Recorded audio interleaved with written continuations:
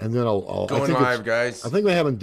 Boom. Quality is too close to my The heart. views and opinions expressed on this show are not necessarily those of the network or anyone affiliated. There will be mature and possibly immature content. Viewer discretion is strongly advised. As a matter of fact, I probably wouldn't listen at all. It's very poorly produced. Take me to your leader.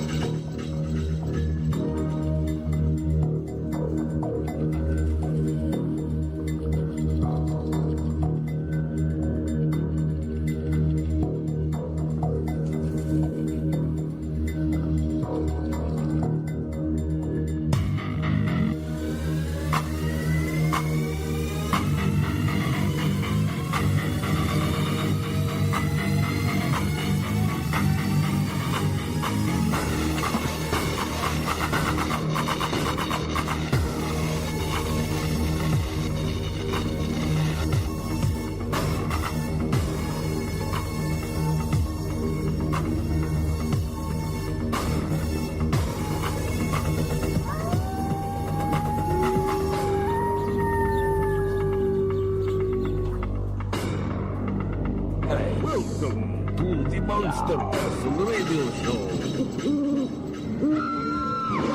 For the extreme paranormal listener. And here is your host, the Wolfman, Mike.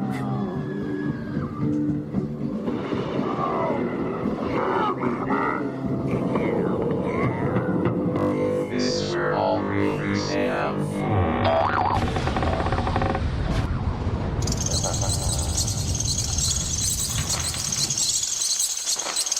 Humans. Your earthlings make me very angry.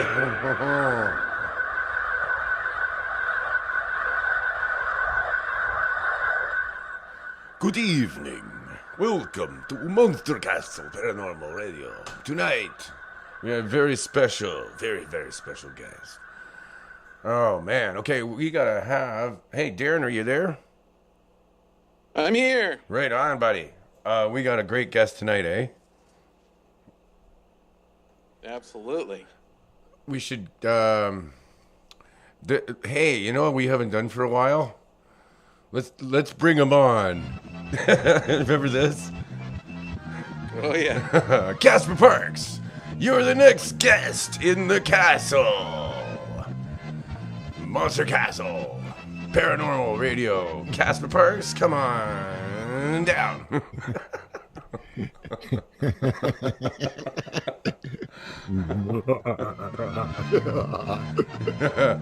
Silly, eh?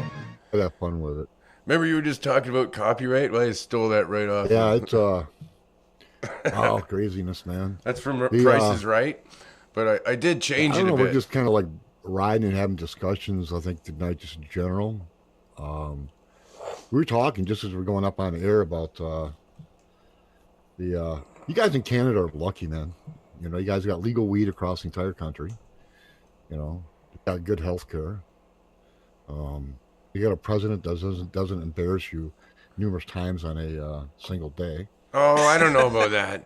If you saw what this guy does, man, you never know. At least you don't have U.S. troops. Oh, did you see the latest one? There was a mime running around saying that, how do you pronounce the guy's last name? Justin Trudeau? Justin Trudeau, yeah. His dad screwed up our country. His dad's the one who the sold... illegitimate son of Fidel Castro, which of course isn't true. But there's a mime floating around for that. That's like totally nuts. You know, we were talking earlier about that. Canada and the European Union, you got, you know, England leaving, but they'll be back, trust me. Is they got that new internet law going into place possibly after the first of the year if it passes, where, you know, it's going to be like real stringent for copyrights on like YouTube. Mimes could be affected. So, like you've seen the Flat Earth mime where it's got, what's it, Robert Downey Jr.? Or who is that? No, it's not Robert Downey Jr. Who is it? The guy that also plays Iron Man. I don't know. That's And it is Robert Robert Downey Downey Jr. Jr. Yeah. Anyway, where it says you never go full flat Earth mime thing, and that could fall underneath something of that like that could fall underneath the copyright infringement because the photograph is from the film, which is copywritten. So therefore, the mime wouldn't be allowed in the European Union to be on their internet. That's fucking Is it a mime bullshit, or man. a meme? What is that? A mime? Are they called mimes or memes? Oh yeah, it's going to be rough. Well, the thing with the mimes the only thing with the mimes that bother me is if you have, let's say, an actor or whoever that is, let's say they're anti-Trump and people are taking, something from a film they did and made a mime out of it that makes it look like they're supporting Trump or supporting Hillary or whoever. That bothers me because a person should have a right to say, "Oh, don't do that with me, man." I'm Or not if political or whatever. But someone pretends to be yeah, you. that's going to catch them. But I worry about the teenagers doing cover tunes on YouTube. Kind of cutting their teeth on music. It's not like it was back in the day where you got a band in the garage and did whatever it is you did. Nowadays it's all internet, pretty much. You don't make any money streaming, that's for sure. But yeah, so European unions have that way, so it's more censorship. The death of internet neutrality in the United States is another censorship from corporations coming up. I don't know if The that's troops gonna. on the U.S. border. That's like a hair's breadth away from martial law. Where, and Coming from Darkness, it's a book cover you posted. And Oh, yeah. but in that story, it's a near future novel. I merged the military and law enforcement in the story, and called it to the domestic police force. I think that's what I call it, the DPF, and I call it the domestic police force. So, but I merged the U.S. military and the police agencies. Oh, they're pretty much the same and thing. now Aren't we've got the U.S. military working with Border Patrol, which isn't a police agency, but it does law enforcement, which the U.S. military really isn't supposed to do. But there are some loopholes with that. So, but we got to do something with the border down there without a doubt. But, you ever wonder where they got all those guns from, man, down in Central America? Probably I think us. they got the guns. Where do you think they came from? Did I lose you guys? Can you Mike? hear me? I think I Hello? lost everybody. CIA. Oh, I'm here. Oh, wait a minute. Yeah, you should be able Oh? to hear each other. Damn, yeah. There's no Can reason. you hear me? losing something here. I'm not sure why. Can you hear? Radio Okay, check. maybe I wasn't hearing you. That could be. Probably just didn't hear me. You hear me now, all right? Yeah, can you hear us, Darren? I can, but can you hear me? Yes, perfectly well. I don't know. Can you guys throw something up in Can, speaker chat? You can guys Casper me. hear me? That's the question. Oh, I don't see why you wouldn't. You're both in Discord. Let me get out and get back in real quick. That's strange. Well, that does happen sometimes. Oh, Sometimes people can't hear each other in Discord. They got to get out and get back in. That's true. I've had it happen several times. okay. Dennis said he can hear me. Yeah.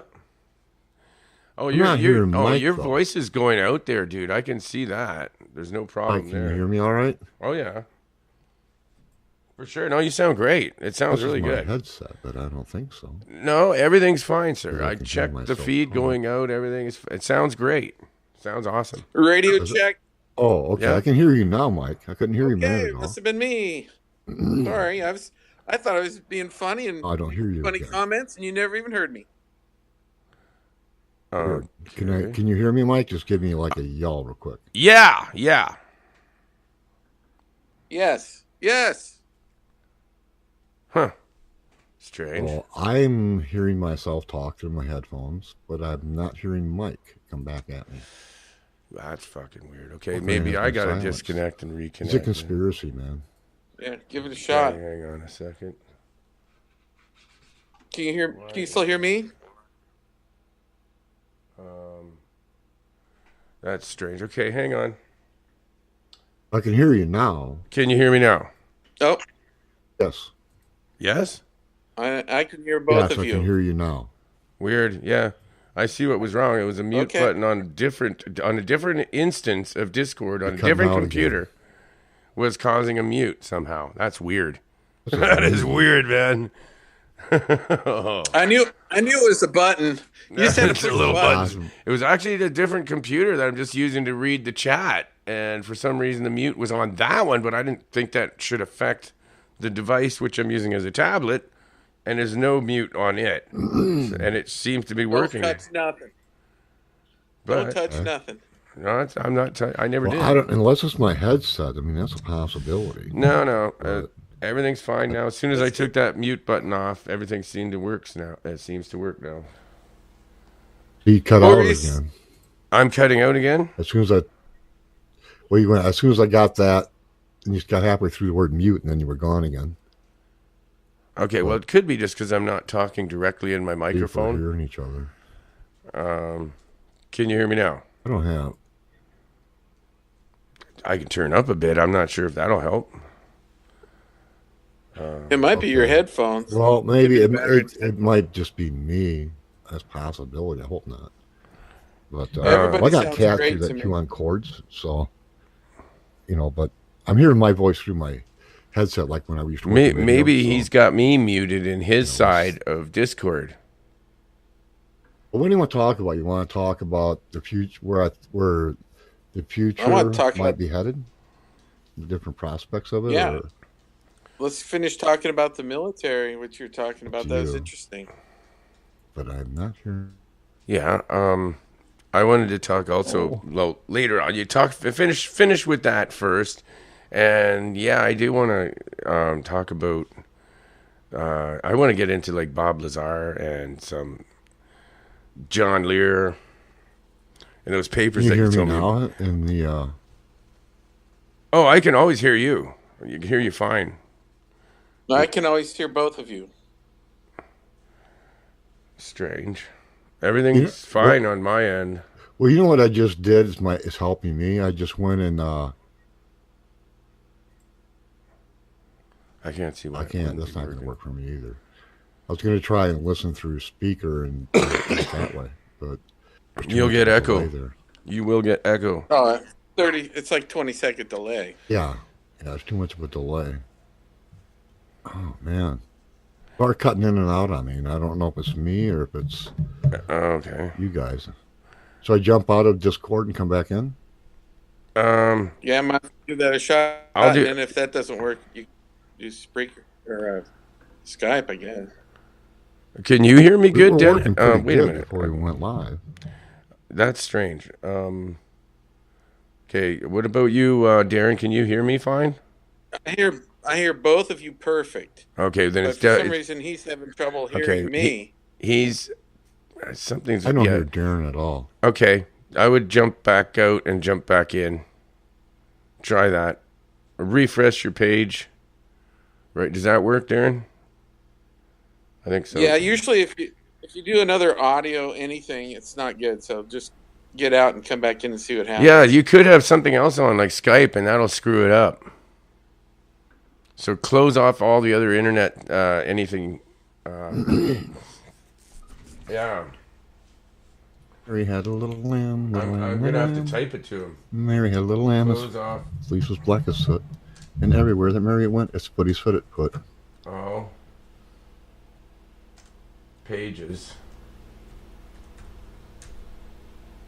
When I was 14 years old in Southwest Michigan. Can you hear it? Open. Kenny dipping down in the lake. I'm not sure if he can His hear little us. pole comes shooting up I don't the think so. hillside across the lake. The Call true him on story. Skype, I guess. I don't know. I just told him in the Hovered chat close room. enough to throw a rock at, I said right near us.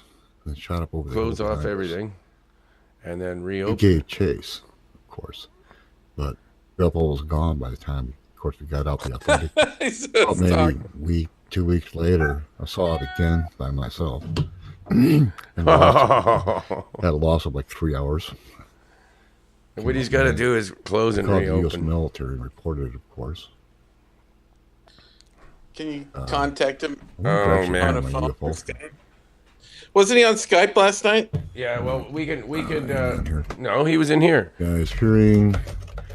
I'm gonna type it in here. Tell him to close all his pages and reopen. In the chat room. I said it in one chat room. There you go. It's got to be. Close all pages. Yeah, and reopen. That's it. There we go, and reopen. Yeah. It's good. It's gonna work. It's just we gotta. He's just gonna have to reset. That's weird. We had it working fine just before we went on the air. So I don't know. Yeah, it is frustrating. Sometimes that happens. It's live radio. What do you do? Fuck, he sounds great. Oh my God! I was listening to Heather Wade last night. She got this big pounding at her door at her house, Oh. and she had a collar on, and she goes, "Oh my God! I've got somebody at my door. I have to leave. Keep talking." And there's this poor caller on. He's just talking about, "Oh, I don't know what to say. I'm really worried." It's so funny. Oh my God. And it was the sheriff. Somebody called that she was suicidal. The freaking sheriff had to show up.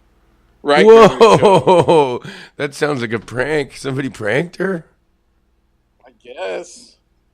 Well, wait a minute. I didn't even think she was doing that show anymore. I thought Dave Schrader took over. No, she still has a show of her own. She's not on Midnight in the Desert anymore? No, it's titled after her. Oh, I didn't have no clue.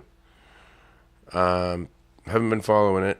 All I know is that I got a letter from Keith, Evil Keith, saying that Heather Wade no longer will be doing the show. They were looking for a new host. I said, well, they should get that guy from that Monster Castle guy, Darren. Yeah.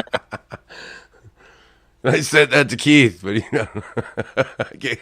I gave him your email too. I told him that you would be the best host.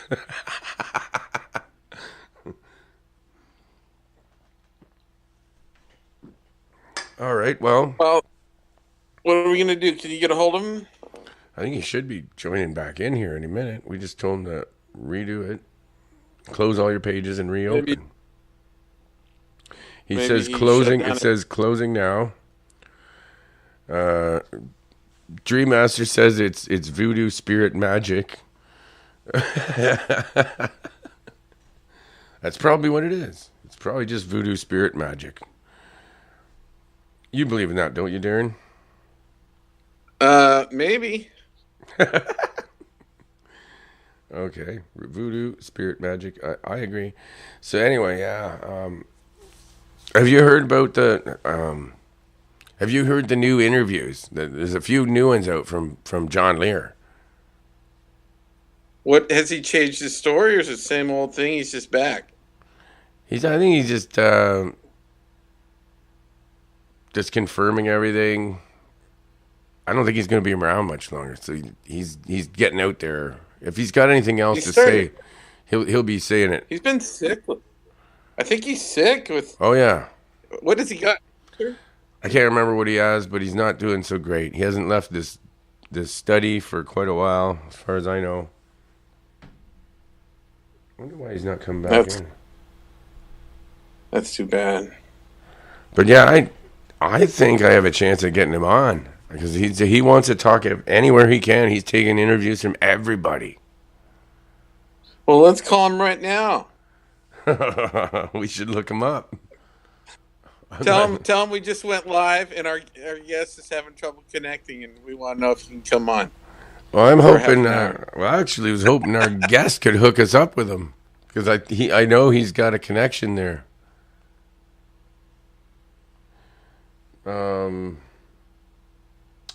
Wow. Come on, Casper, where'd you go? Casper, the friendly ghost, friendliest ghost you know.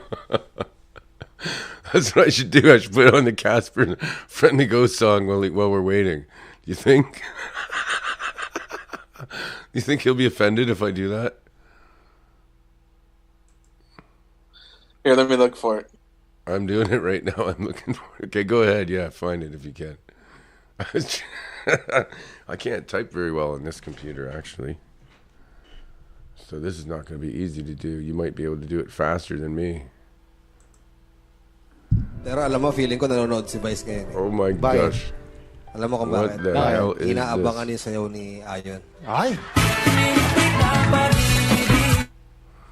What the hell? That was What the hell? Oh, you put that. I was wondering how that happened. Okay, that was not Casper the Friendly Ghost. That was probably Casper the Mexican Evil Man from the cartel. Oh, jeez. Casper the Friendly Ghost, friendliest ghost you know.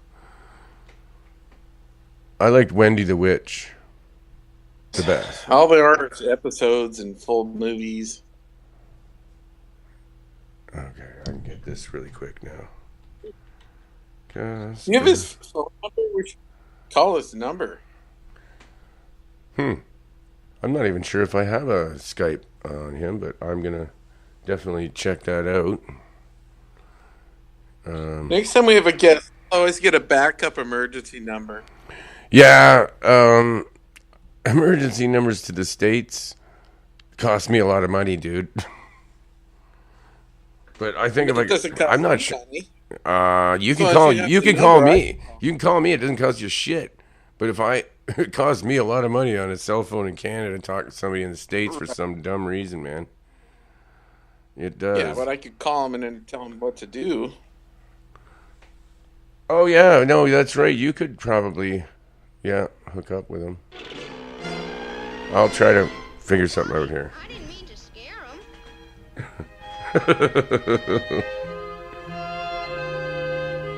I'll try to find him out here. Visit Ireland, the Emerald Isle. Land of friendly people. Oh boy, friendly people.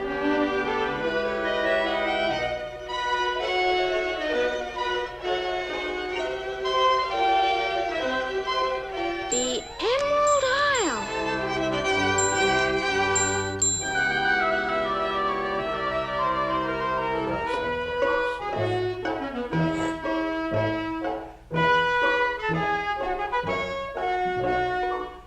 I think I got his Skype here, dude. I should have known.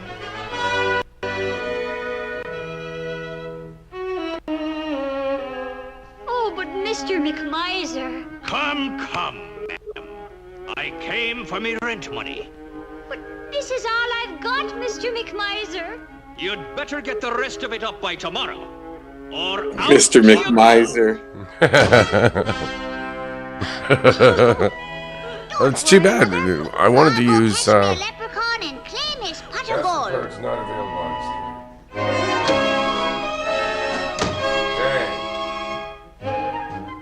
I sure would like to meet some of those friendly people. Screw it, let's get Dennis on. I'll interview Dennis. Oh, I got me a leprechaun. Jesus. Well, Mr. Midnight Movie's there. I'm no leprechaun. My Isn't name's he with us Casper. still? You're a leprechaun, I caught you, and you're honor bound to give me your crock of gold. Crock of gold? I found him on Skype, but I called it, sure. and Oh, it's, Casper's in here, but he's muted. Hold Of on. course, why not? Now you just wait right here. Oh, while I really? get it.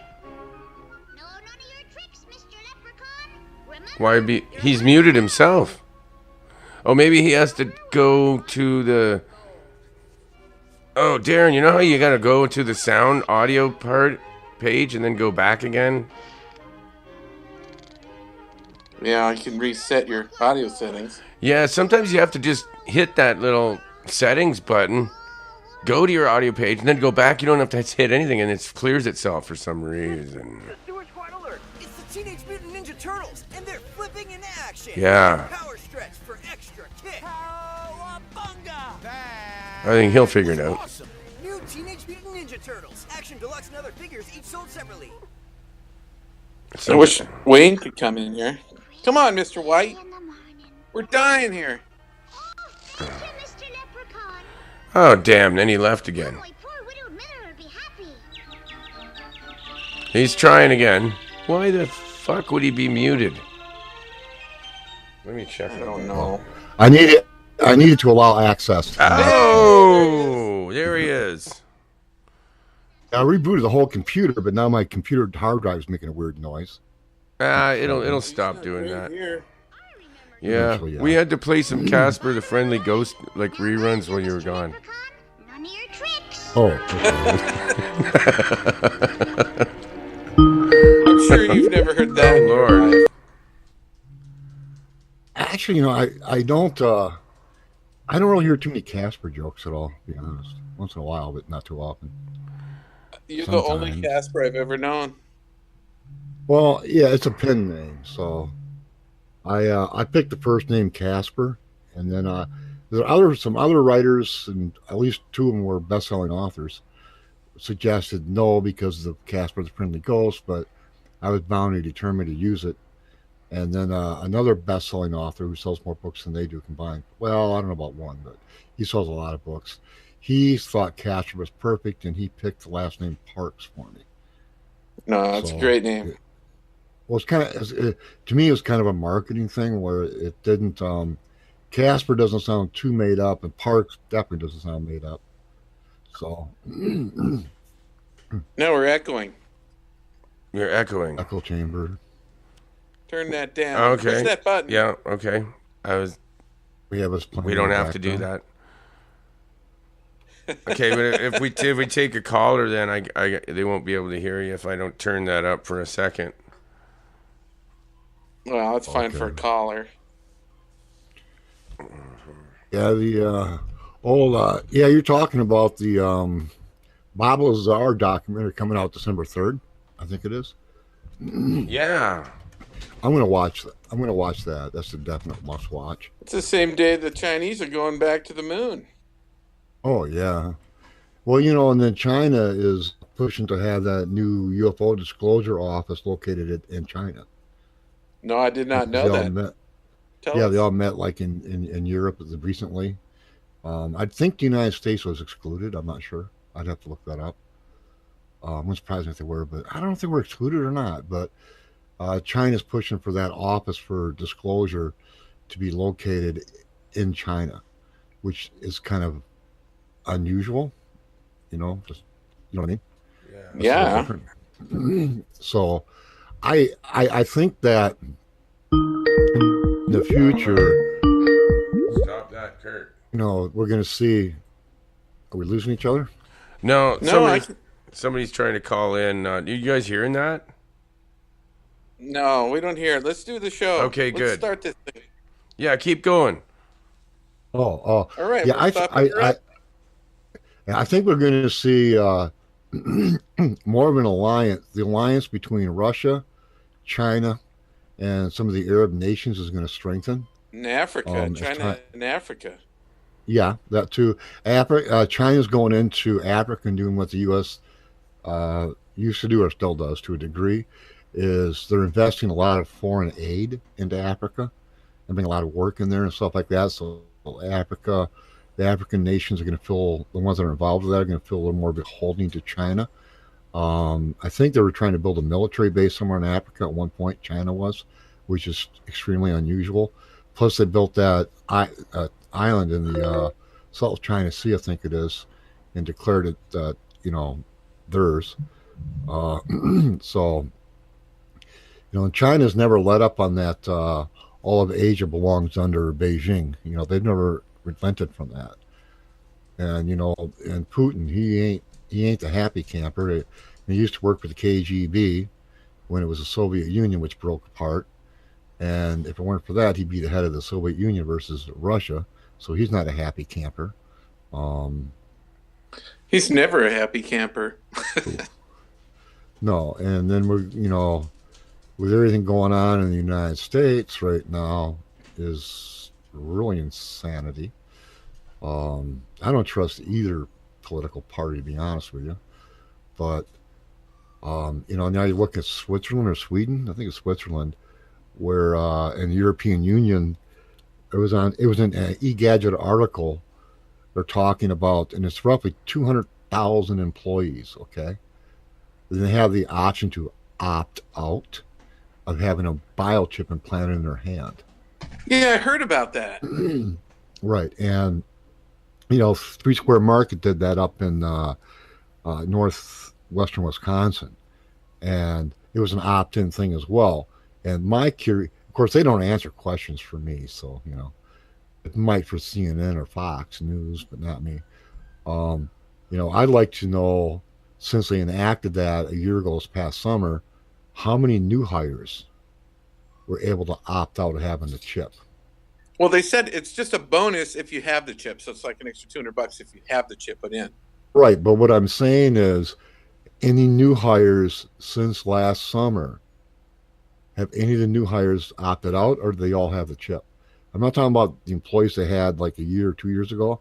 I'm talking about new hires in the last few months. I have a feeling probably 80 to 90% of them will take the money and take the chip. I wouldn't. I think they will. To me, I think that, talking about Bob Lazar and John Lear and those guys, back in the day, there's one UFO conspiracy theory that was, I'll say it's solid in that it made sense. And a lot of the other stuff we hear now coming out from Crazy Land, they borrow heavily from this. And so I don't, that was the whole, I've talked about this quite a bit on other shows. So, but, in my opinion, the Greys, if you want to talk about that old theory, we can do that. But, the gray aliens, supposedly there's three races, one that is interfering with us, one that doesn't care either way, and one that's trying to help human aliens from other star systems to stop the ones that are interfering. But the Greys think as a hive mind. And if we're taking that chip, now I shouldn't say we, but it's a large portion of society is taking that chip, and it becomes mandated, because it'll start out voluntarily, then they'll start boycotting people who don't take it, and then it'll become a law. And in my book, Coming from Darkness, that's in the story. That's not the flux of the story, but it's in the story. And it becomes law. It goes from voluntary to boycott, becoming a law of the land. And if the greatest thing is a hive mind, and all of a sudden everything you do is monitored and recorded, and so on and so forth, then that biochip is a step in that direction toward a hive mind.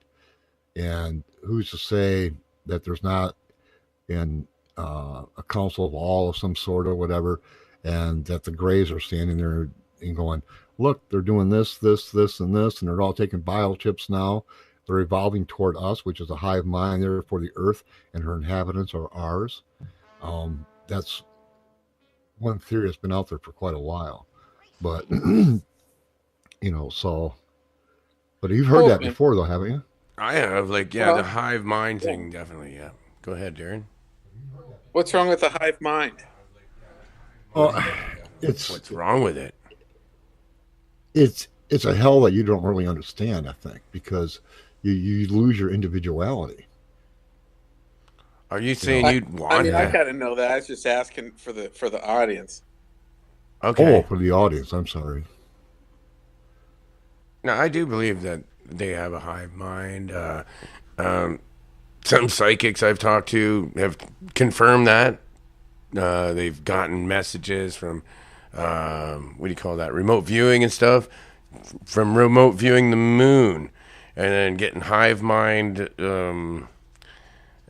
feedback and being noticed right away, kicked out.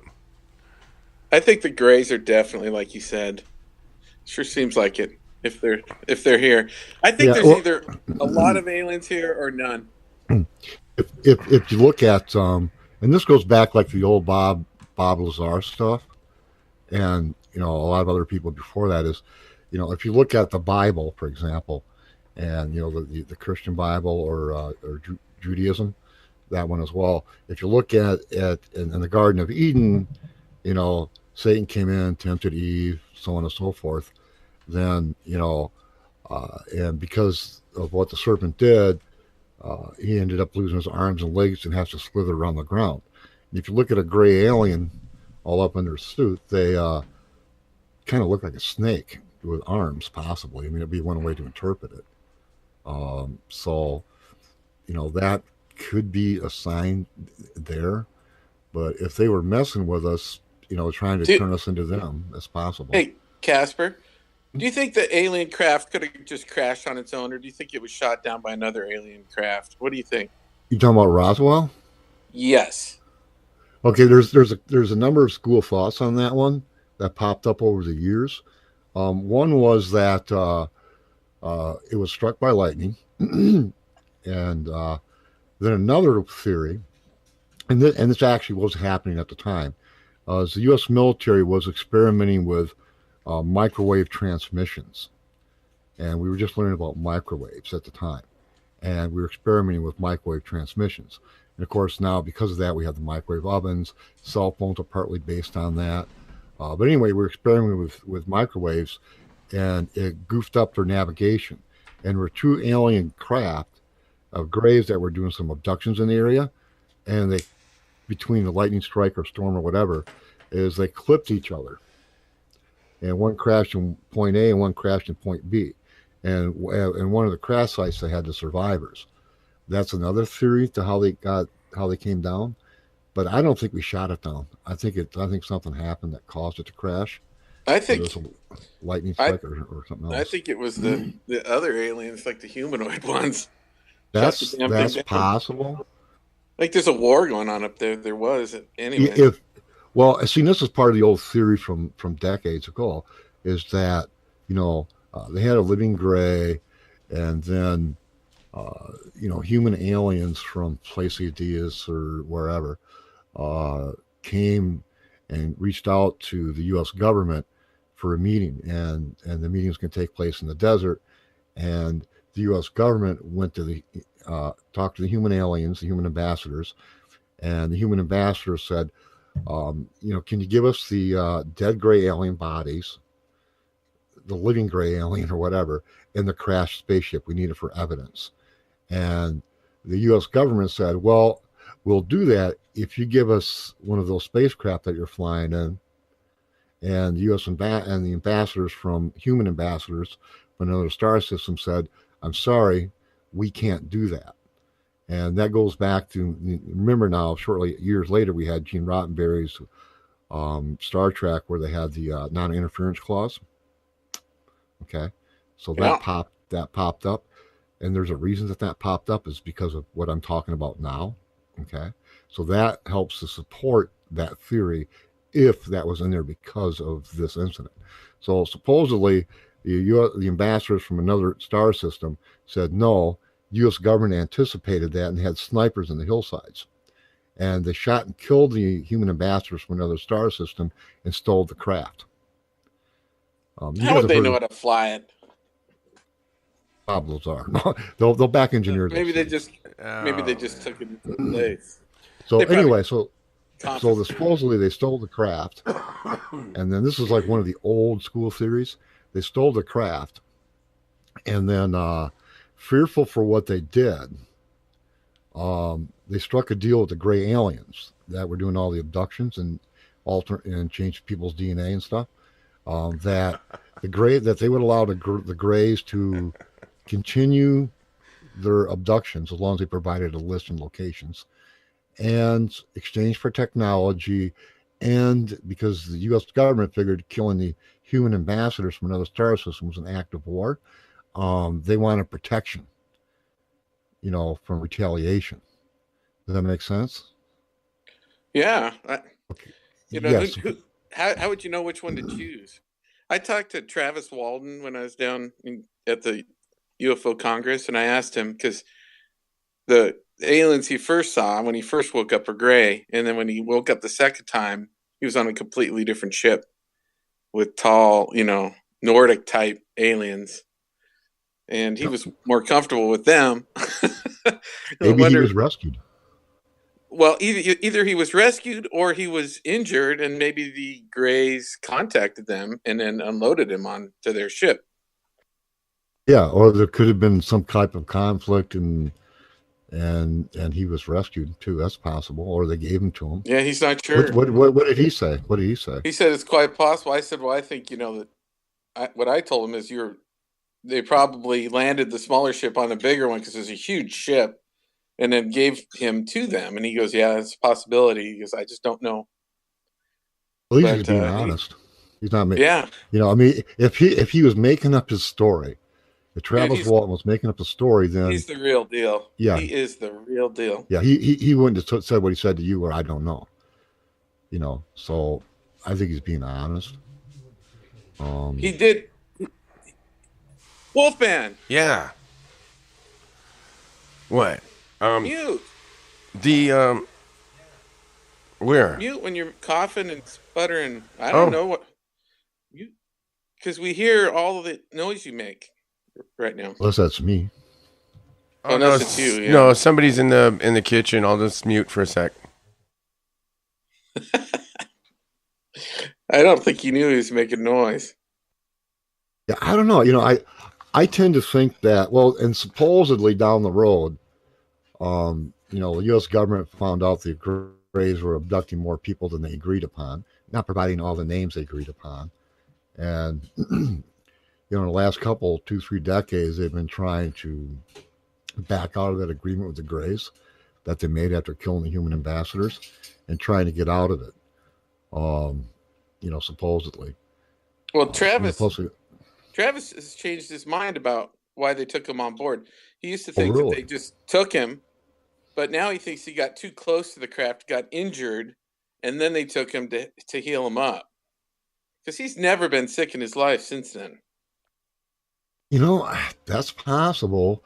And again, if there's 3 different gray alien races, it could have been any one of the 3. It could have been one that doesn't care either way. It could have been one that was aligned with humans. Yeah, but the greatest part of the story is the Nordics.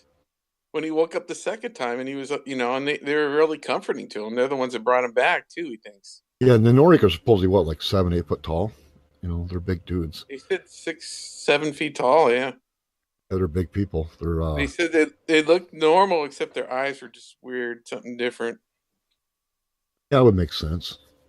And if they're that tall and they're fairly well built, I would say there happen to be in a gravity environment, because if you're in a non-gravity environment, that's going to mess with the strength of your bones and everything else.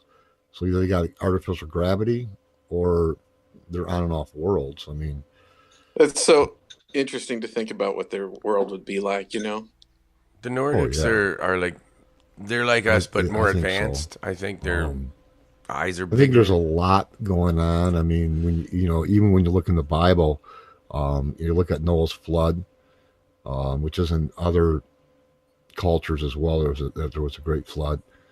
You look at the Tower of Babel that came later, where they're all making this skyscraper, a tall building. I actually had a Christian preacher, born again kind, say to me one time, I was probably like 16 or 17, almost 62 now. He said to me, he goes, yeah, well, maybe they're building a rocket ship. I didn't want them going to space. I'm like, oh, okay. Maybe the Tower of Babel is that huge tower on the backside of the moon that's 7 miles high. But anyway, so God confused languages and scattered them across the earth. And Casper. Casper. Well, in the scripture, I don't have it in front of me, so you guys can't hear me. I'm kind of paraphrasing. Casper, can you hear Wolfman? Yes, I can hear him. I was just going to say the Black Knight satellite. Yeah, the Black Knight satellite. There's Noah's Ark. I had to sneeze, so I just had to mute. I can hear Mike. Can you hear me, Mike? Yep. No, I was going to say, some people think Noah's Ark is the Black... Can you hear me? The Black Knight satellite. We're losing each other again? No. You mean you can't hear me? No way. I just heard that now. Okay. He said the Black Knight satellite might be Noah's Ark. Yeah. Well, I didn't hear him say the Black Knight satellite went really dark. I didn't hear that. Noah's Ark. Yeah, Noah's Ark. Noah's Ark. Yeah, and the Black Light anyway, satellite. yeah. So Noah's Ark, and then we did the Tower of Babel, and then but in the scripture in the Old Testament it says it's not necessarily God's talking in plural, like we, nothing that they can't do, and we have to stop them. So they confused the languages, scattered them across the earth to slow their development. And the Bible does say they did that to slow their humans' development on Earth. And if you're trying to keep your experimental cattle in place, but we don't know when you look at whether it's Globi Tepe or whatever, anything that's 10,000 years ago, we don't know anything about that. We don't know what went on. No, we don't know. All lost to the sands of time unless it's etched in stone. I try and figure it out. Yeah, man. Mike, are you talking? Yeah, this Black Knight satellite. Hey, Mike, do you think it could? Your voice is lighting up, but I'm not hearing you. Wow. Your icon in Discord lights up. Well, I'm coming out I do not hear you. on the air. That sucks. I wonder why it's doing that to him. He can hear me, but he can't hear you. That is fucking weird. Yeah. You go out and come back in, Wolfman. Huh, okay. I'll try that. Darren, can you hear me all right? Oh, yeah. I know what I'll do. Hearing everybody. Okay. This went off. I'm going to try something. And Mike's cutting in and out on me. He's just talking about the Black Knight satellite being Noah's Ark.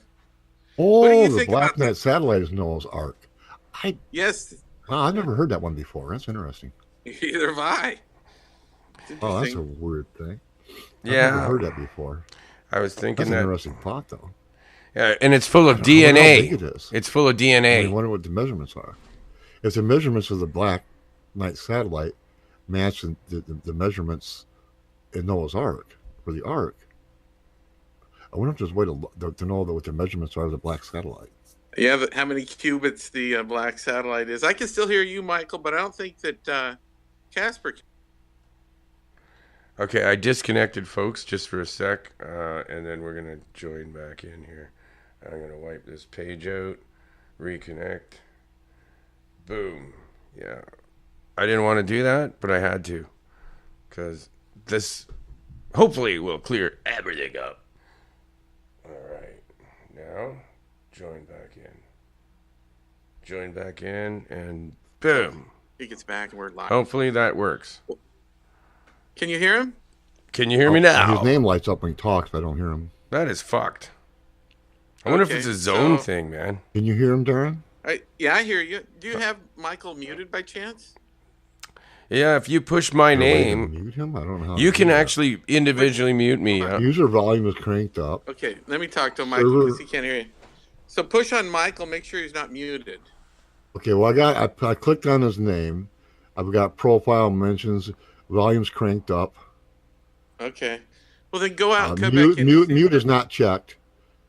Game go out tab. and come back. That's Yeah, fine. nothing that says mute is checked. Move to voice. The whole fun thing is, not that I've ever done this. My radio stream. Okay, there we go. Now we're connected on Spreaker too, and then tune in everything. It's all back connected. Okay. But people will have to reboot. Might want to go into Twitter and tell people to refresh. I'll do that. Hold on. I'll hit refresh. Oh, you don't have to. Just people listening, if they're listening to the show, they may have to refresh their Spreaker feed. If they're listening through my radio, they won't have to do anything. It would have just shut down and then came back on. But it screws people out. I usually give them a little tweet after this happens. Fucking bullshit. Wait on. To show on Freaking speaker. stupid, man. But people are starting to probably get used to it too because it's happened so many goddamn times lately. It just always crashes and then comes back. Usually around a half an hour in too. So what are we now? Can you hear me typing? All right. No. It looks like there's just one show. It looks like it's still going. Really? It looks like it's been going the whole time. Bizarre. Oh, Darren's. That is Darren's bizarre. flashing. Well, then maybe when the computer speak. crashed, it kept working. That's possible, man. It's possible. Well, My is it screen. on your computer or is it on your? on your laptop. Well, It's when the running screen went black, I just hit it to restart right away, so it might have actually kept doing the show. It's possible. Well, we're still there. I can Good. hear us. Okay. Cattle Yeah, well, we're good mutilations. What's your I'm in theory on? Firefox is what I'm in for a browser. That's good. Probably should have used Chrome, I guess. But Microsoft won't update Windows 7 anymore, so Oh wow, it's still at least not working, on my man. computer. It's the same Well, show. cool, then. Wow. Casper, what do you what is your theory? Your theory on cattle mutilations? Can We're you there. hear me? Yeah. All right, should we pick up on the mutilated cows? Yeah. Yes. I don't. You can't hear me. Can you not hear Darren no, anymore? this is- Oh no. Darren, speak. Yeah, I'm here. His name is lighting up. I don't hear him. Oh fuck, that is so stupid, man. Oh man. He'll be back in a minute. You know what I could do is put Darren on Skype on the other line, but then we might have echo. I've got Skype. I do have Skype. Yeah. I do have. Check. have Skype. Darren, I can hear you. Can Casper hear me? Yeah, I can't hear him. Oh, now he can't. You hear You you. want me? All right, you want me to jump out here and come on Skype? Oh man, no. Let's just leave you where you are. Take over, Wolfman. The only thing we could do, I could get Darren in Skype easier because I tried calling your Skype earlier and it didn't work. So, I cattle. wasn't signed into it. Let's just go into cattle mutilations. Oh, okay. Well, the thing with the cattle mutilations, and this goes back to like the old school UFO stuff, is that the Greys supposedly get their nutrition by rubbing blood and whatever on their skin, like their arms and whatnot, and they absorb their nutrients through their skin versus eating like we do. Whoa! Which is why the Greys supposedly smell so bad. That was one of the theories out there for cattle mutilations. Oh. You probably heard that before, though, haven't you, Mike? Yeah. So it's an old one. That's why there's no blood ever. There's no. Okay, how do they do this again? They absorb. Well, suppose they absorb nutrients through their skin, so when the cattle are mutilated, they're rubbing their organs and blood on their like arms or their whatever, and absorbing nutrients that way versus like we do where we eat through the mouth, which is why the Greys supposedly smell so bad. Oh, maybe maybe they're just like really. Their skin is terrible shape, so they have to. Mike. Really? Wow, this sucks. One is doing the show. Oh. I've lost Mike. Man. I have lost. Oh, you try, Darren. Maybe he can hear you now. Are you even there? This is getting annoying. Lost everybody. Oh. Oh boy. All right. Well,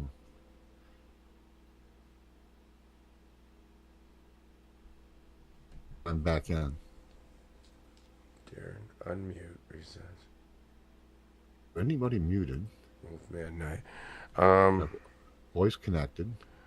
Everybody check. No. Check. Check. Can anyone hear me? I'm not even lighting up on there anymore. That's strange. Yes, you are. Okay. Yes, you are. So he can't hear me now. Yeah, I'm not sure what's going on. It's on Casper's end, I believe. Something's going on his end. I'll keep feeding you questions. You can just ask him questions. Yeah, if he I'll help you. Just keep going. Move on. Yeah. Go on, Wolfman. So the cattle are being okay. That's right. Okay, they rub it on their skin, so they probably must collect all the blood. They must collect all the blood. Yeah, that's how they absorb the nutrients is through the skin. So they just suck the blood out of they suck the blood straight through their skin into their body. That's why they smell so bad. Supposedly the gray outfit is just a like a skin tight suit. If that's off, they have like a really pale white skin, and like several inches apart, they might have thick long hair pop out. Can they? Yeah, I've also heard they can That's tele. one of the things that was old school UFO theory. You know, it's like really old school. Yeah, and then they can pop your head like a balloon, just with their thought. Like your name's lighting up. Oh, I'm not man. hearing you. You know what we should do? We should try to get you to call in through Skype, I think. Yeah, Dennis. He probably can hear me said now. I'm cutting in and Yeah. out. Then yeah. I don't know if he can hear you now or not. You know what? I'm going to reboot my computer a minute and try to see if that does anything. But just shut your page down. Just close your page. Close it. Yeah, just close your internet browser and then reopen your internet browser if you can hear me now. That usually works. I'm going to close my browser and come back in. Yeah, just make sure all other pages are closed and then come back in. It should work. Yeah, that's weird. I've never had this problem before. This is a new one. Discord always worked great, man. Why is it doing that now? I've never seen this before. Ever. Yeah, man. Can the audience still hear me? Oh yeah, everybody is being heard by the audience. Everybody. Yeah, everybody sounds great. It's just we're having trouble hearing each other for some reason. We just can't hear each other. Well, it's got to be a great show. Choppy. Just imagine if we had Bob Lazar or something like that on and we have this problem. Oh, I'd be pissed. Well, it doesn't matter. I'm already pissed because we got Casper on and it's doing this. But wow. I mean, the guy's got 4 books. Yeah, I wanted to ask him about Bob Lazar though and John Lear, that stuff. But what he's saying is pretty cool, man.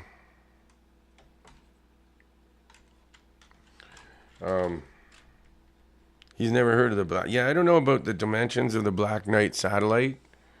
How we could even get that because there's no really good picture of it where it shows something else in front where we could sort of get an idea of what size it actually is. I don't think there's anything on that, is there? I think it would be a guess. Yeah. But yeah, then those measurements back then too. Like, I always wonder, like, how do you know when they say this many cubits or whatever, what the actual measurement of that is? Well, they know what a cubit is. They know how big it is.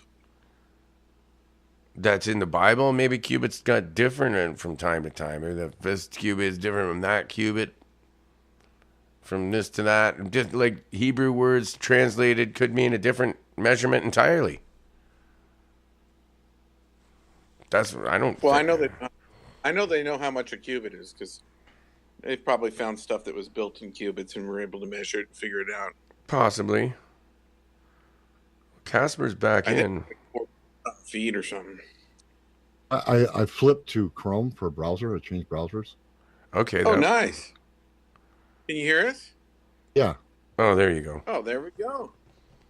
Well, that's probably what it was. Be a lesson. Always Chrome. Yeah, I flipped from Firefox to Chrome. Well, we're finally doing a show. Okay. Yay. Wolfman wanted to ask you about Bob Lazar. Well, actually, I was gonna say like about we were talking about cattle mutilations and the grays. Last question I asked was Bob Lazar. Yeah, didn't he say something about the grays being able to like telepathically like just pop you like a balloon? I don't know about pop you like a balloon, but they can definitely control your mind. You know, maybe they could cause you to have like a aneurysm or something.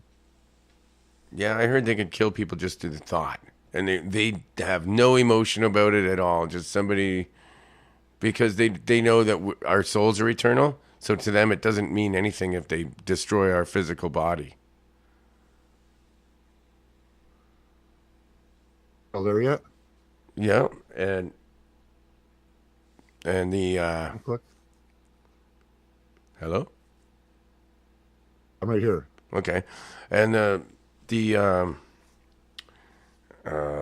reason that they're so interested in us is because of the reason that they don't have souls.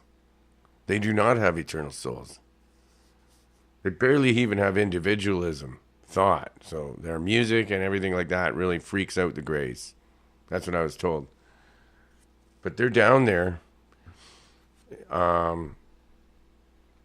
When he was reverse engineering this ship, Bob Lazar, it was unsuccessful. I know that. But did they ever succeed in it? I'm wondering. And did he start working on it again? Of course, now because you said there was that element 115, and now last year or so, we now know there's an element 115. I know. So some of the stuff he says is coming up into play. The thing about the internal soul is one of the things from the old school Bob Lazar days and John Lear days, Rays and the human aliens referred to our bodies as a container. Yeah. You talk about having an internal soul, the body would be a container.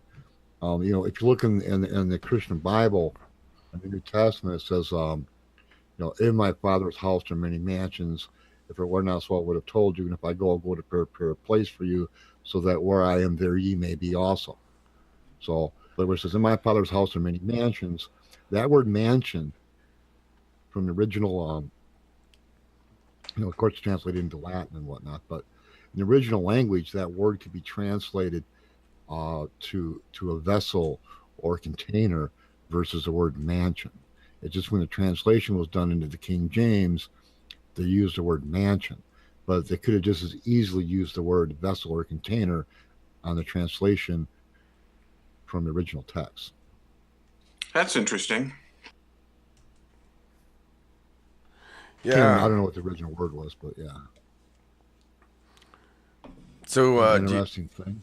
Do you think that could be possible that the Black Knight satellite contains all the DNA from every creature on Earth? Maybe actually came here to seed the Earth.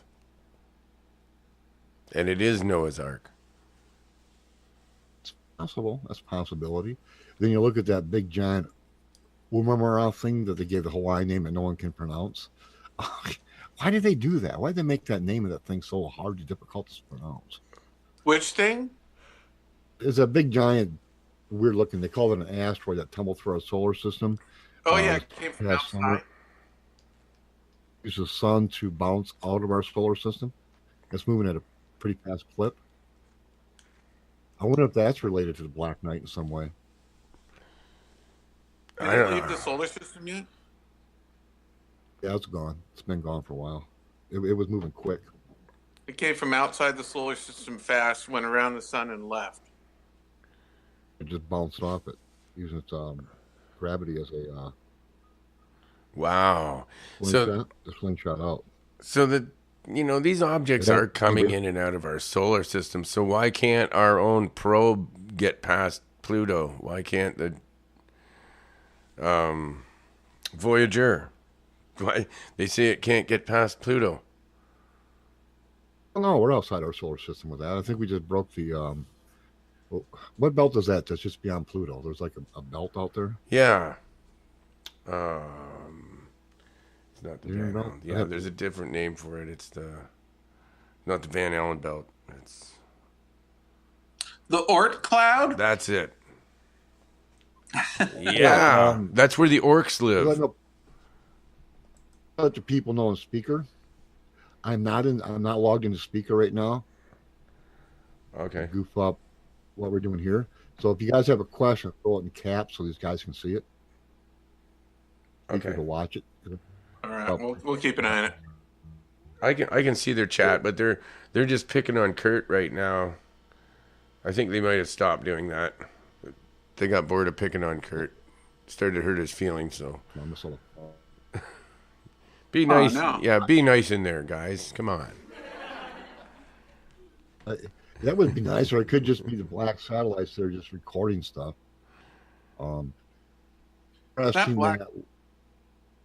find it interesting that we made no effort to really fast to try and get close to that that bounce through our solar system this summer. You know, There's no way. That thing is moving faster than anything we've ever had going. might have had a aluminum like reflective or a metal body, like a shiny metal. That was kind of partially buried in dust. Wow. Just that they've shown us on that conception. They've never showed us an actual photograph of it. I've never understood why. What if you're in space? Why would there be a limit to speed? I still think there's an atmosphere in space. I don't believe it's a vacuum. But the speed, why would you be limited in speed when you're creating a warp field in front of you? You're bending space and time, so you're sucking into it just like a bowling ball being rolling off a bed when you push your fist on it, right? So it's not like you have an engine. What these things are working with is way beyond that. That's what Bob Lazar said. It's a. Oh, did you hear the Russia? Oh, did you hear Russia today say that some kind of moon thing next year? And they're gonna. The guy joked that's heading the program. They're gonna check the alleged landing site for the U.S. to make sure we really did it. Oh yeah, I heard that too. But didn't they already say that the Chinese were going to do that years ago when they sent the Jade Rabbit up there? They did, but it's pretty far away. Not anything though. What happened with that? I think the Jade Rabbit got screwed up and broken, didn't it? It's gone, or it just stopped. We never found anything out. It moved after they said it was down. What if a disclosure? Well, you've got like the Stephen Greer out there doing this. They're going to fake an alien invasion and this, that, and the other thing. If they fake an alien invasion to cover up an alien invasion. Oh, that's what John Lear was talking about. That's the only disclosure you're going to get is something fake, because they'll never ever tell you the truth, because they made a deal with the ETs not to ever. He doesn't think we've ever been on the moon either. He thinks that the Van Allen belt was put there by ET to stop us from getting to the moon. They don't want us there until we're ready for it. I don't know. Well, my question is, would if that one the Greys are interfering with us, are we now and interference with some attempts at intervention? An old UFO theory, like the soul of Christ was actually human gray or human alien on here to try and work people out of the contamination that was brought in by the Greys. You hear a lot of really crazy things. Oh, and then it might not be crazy either. Who knows? If you're in outer space, you're right. Would they want us out there? I mean, we can't even get along with each other because of our color of our skin. Exactly. If the Chinese took an up close picture of the lunar landing sites, people still wouldn't believe it. Yeah. And you notice now how Pence is all up in NASA all the time, more than most vice presidents in the past. He's all up in NASA all the time now, talking about stuff. He should be. NASA's down in Chaco Canyon checking shit out there too. Weird, man. When was that? This year, I believe it was, or they've just been recently. I've heard this recently. I don't have anything up here that I could show you, but NASA went to Chaco Canyon with a whole bunch of trucks, and they were doing some tests and checking out Chaco Canyon for some reason. Where's Chaco Canyon located? New Mexico.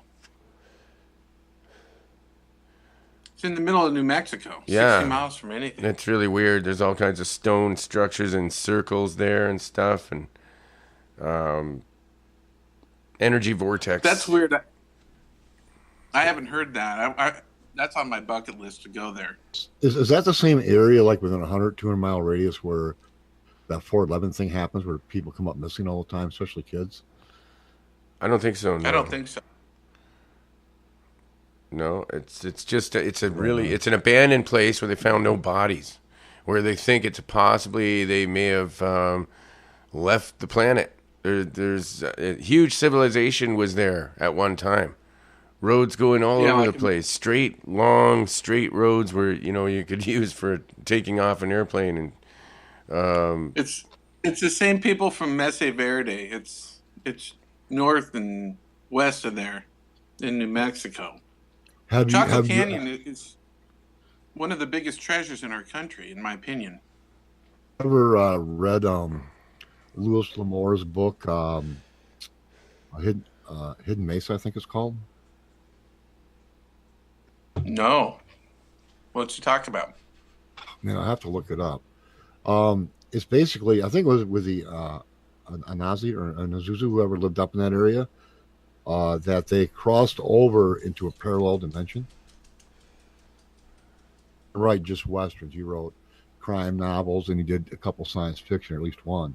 It's called The Haunted Mesa by Louis L'Amour. I read that book like 3 or 4 times over the years.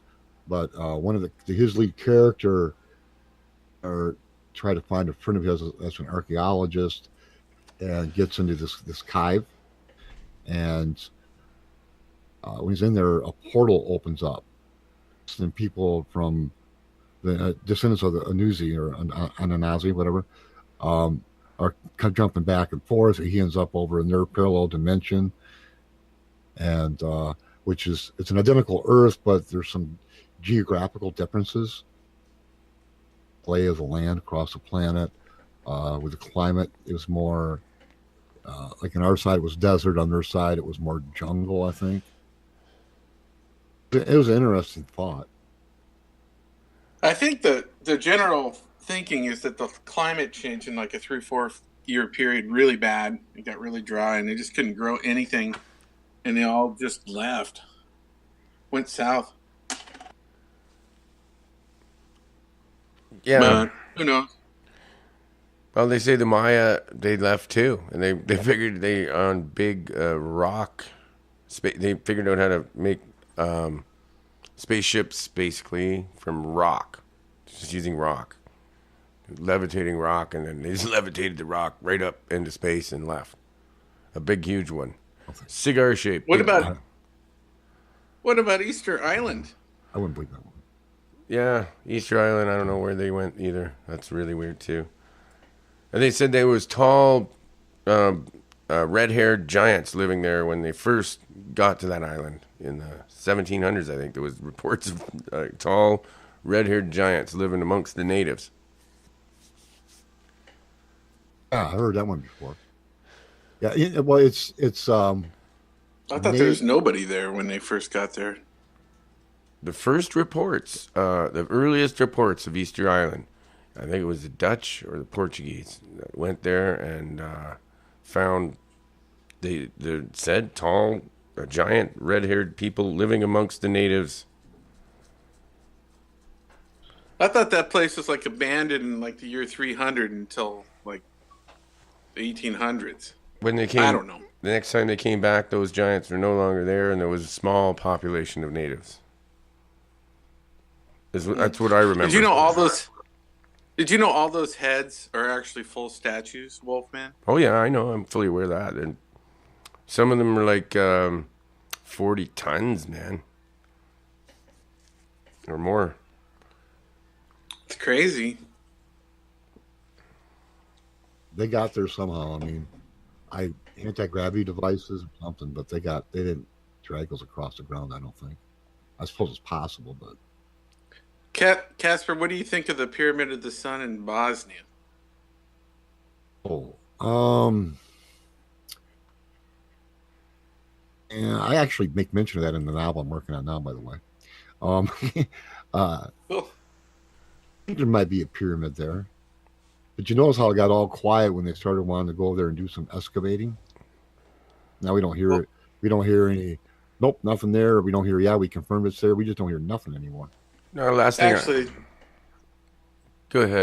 they're still digging, and every time they do, they find concrete 4 feet down. Yeah. They've been doing a lot of time in the tunnels down below too. There's a supposed pyramid in Antarctica. Yeah. Sure looks like it. Pyramids in Antarctica. Yeah, they could be. There's an anomaly there for sure. There's a magnetic anomaly that's really strange, and it's underneath the ice. It's melting the ice from underneath. It's causing big caverns to form underneath the ice. That's what I heard. I think it's volcanic or something. I think they finally found out what it is. People in the chat room. Yeah, I think I read something like it. People in the chat room are saying there's still giants in Afghanistan right now. Living in Afghanistan. They shot some. They shot one, I think. I heard that story. Oh, wait a minute. They didn't shoot him. They saw a giant running with a cow in his arms. The soldiers. A big giant. Yeah, a big giant running with a cow in his arm. Yeah. I don't know. Who knows? It's on the internet. It has to be true, right? Oh, yeah, if it's... Well, it must be true. So, yeah. I don't know, man. John Lear... The best thing... He thinks that all of Billy Meyer's stories are true. What do you think about that? I think that the pictures were so good that people figured it was not true. But I've read like the Pleiadian mission and a bunch of stuff about him. And if it is fake, man, he's as smart as the guy that wrote the Book of Mormon. I mean, he's so creative and he's a genius. Yeah, it's pretty freaky, man. I've heard him be debunked a number of times, but you look at how they try to debunk Bob Lazar, but he's back, and so his story hasn't changed. Some of the stuff he's saying now is starting to hold water. So like the element 115. Exactly. I suppose. Okay, let's throw this out there. Let's say that we get disclosure laced with lies and deceit, but that the U.S., because of that secret deal that's supposedly made with the Grays, come out looking like the bad guys. And we're already starting, and the U.S. is already getting. I thought we'd see it more with Bush Jr. than we did, but maybe Trump will be the catalyst. I don't know. That pushes the U.S. off the world stage. Did you hear Trump talk after he talked to Obama in the White House for the first time? Did you hear what he said? No. He said, I was really interested in learning about our high-flying, top-secret technologies. Wow. And then Obama looked nervous, like, shut up now. You know what is weird is that, Biz, in Tweety as he is, you would think by now, unless when they start if they try to impeach him, maybe he'll do it, but has said anything about any of that stuff since, I know if I was Trump, I would go to Area 51 and I'd get off my plane and I'd tell him, you show me everything. I don't trust anybody. I want to explore this place. I think Trump's there in part by design.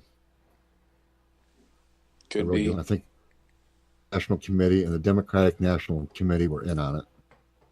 Look what Hillary just said this week that we're finishing up now. Saturday, where I'm at. Well, no, actually, I guess now would be last week. It's now Sunday. On the European Union to stop taking in so many refugees and migrants, that's making the problem worse.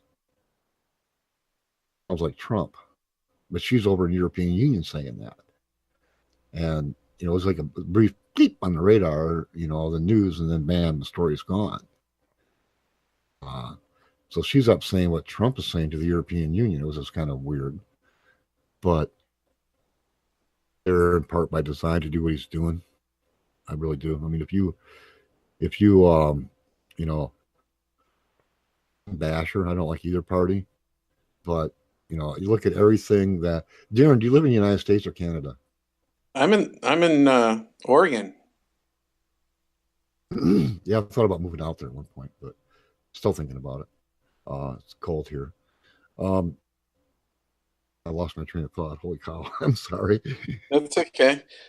What you're talking about Hillary, and then you asked Oh, me if I was right, living in yeah. America. Is at the votes in the Midwest, especially Michigan, when you had the head of the computer science division from the University of Michigan, Steve, his last name started with a W. Some of the in 2016 was in the Detroit area. Anomaly with the computerized voting machines. Well, if the head division for the University of Michigan says, "Hey, the voting's underway, and there's an anomaly here," you damn well need to look at it. That guy ain't stupid. He's where he's at because he knows what he's doing. He went to the Democratic National Committee in the Hillary campaign, and they ignored him, wouldn't even acknowledge he existed. So then he went to the Green Party and Jill Stein, who then raised all that money to cover the cost of the recount. And then in Michigan, they basically shut him down in court. And during the entire recount, Trump's lawyers were all standing there for the Republicans. Every time someone picked up a ballot and go, "Oh, wait a minute, this one's wrong. It was actually supposed to be for Hillary or supposed to be for Jill Stein or whatever," Trump's lawyers are running over going, "We object, we object, we object." And they did that for a number of days until the courts finally shut the recount down. Because there's only like 10,000 votes. Every time there's a recount, the Democrats pick up a lot of votes. Right. And you look at what happened in Georgia and Texas with the voting machines, because they had early voting in both states. So one lady in Texas reported this, and she was voting straight Democrat, okay, and it was 16 computer screens that you had to get through. And she got the last one, and it showed the Democratic ticket that she voted for. Name, which was for senator, was flipped from Beto O'Rourke to Ted Cruz, and he was listed as a Democrat. She goes, quote unquote, "I navigated back 16 screens, unclicked straight party ticket, and did each one individually, got to the last screen again, and it had done the same. It did the same thing." And if you're using the term navigate in tablets and computers, you know you're not stupid. And then the state said, "Well, it's not a glitch. It's not a glitch." And then the company that created and maintains the equipment said that it's operator malfunction. You have to let 5, 10, or 15 seconds pass for the screen to populate. And then it would flip Beto O'Rourke back to where Ted Cruz was. And so what you're saying is we need to fix our voting system. We needed to get it looked at real good so it's not being messed with. Because the state kept saying it, and the company made the machines kept saying it, that no, it's not a glitch. So I think the glitch was that it showed people the vote flipped. That was the glitch. I think everything needs to be paper. They need to be able to keep the records of everybody. So just in case they need to go back, they can redo it and see the paper, have something physical. You look how quick they, in Michigan in 2016, where they went and destroyed all the paper proof. As soon as they were legally allowed to do it, it was 90 days or whatever it was. It could have been longer, I don't know. But they did, as soon as they were legally able to destroy those, immediately destroyed it. Yeah, that's bullshit. You should just keep them just in case. Just in case. Yeah, but they don't. At least 10 years. Keep them for years. Someone wants to go through them, they can, check them out. And I don't know. Yeah, it's the whole last midterms was really. I don't think they're like rigging elections across the board. They'll get out and vote. I really do. Look, Michigan. We just passed Prop 1. What do you left? Because John Lear's in our chat room. It says, "What's the call-in number? I'll straighten you fellows out." A fake John Lair. Yeah. If it's really John Lear. And Stabby McHugs is there. Oh my! We'll Boy, log in that's now. that's a big deal. I'm so glad Stabby's there. That's Oh, lucky, John Lear. I Casper. think it's Stabby. I hope it's not a troll. He's a legend. John Lear there? The only thing that will set Darren straight. Oh! I don't know if that's him or not. Well, let's see. Probably. Yeah, I think it is.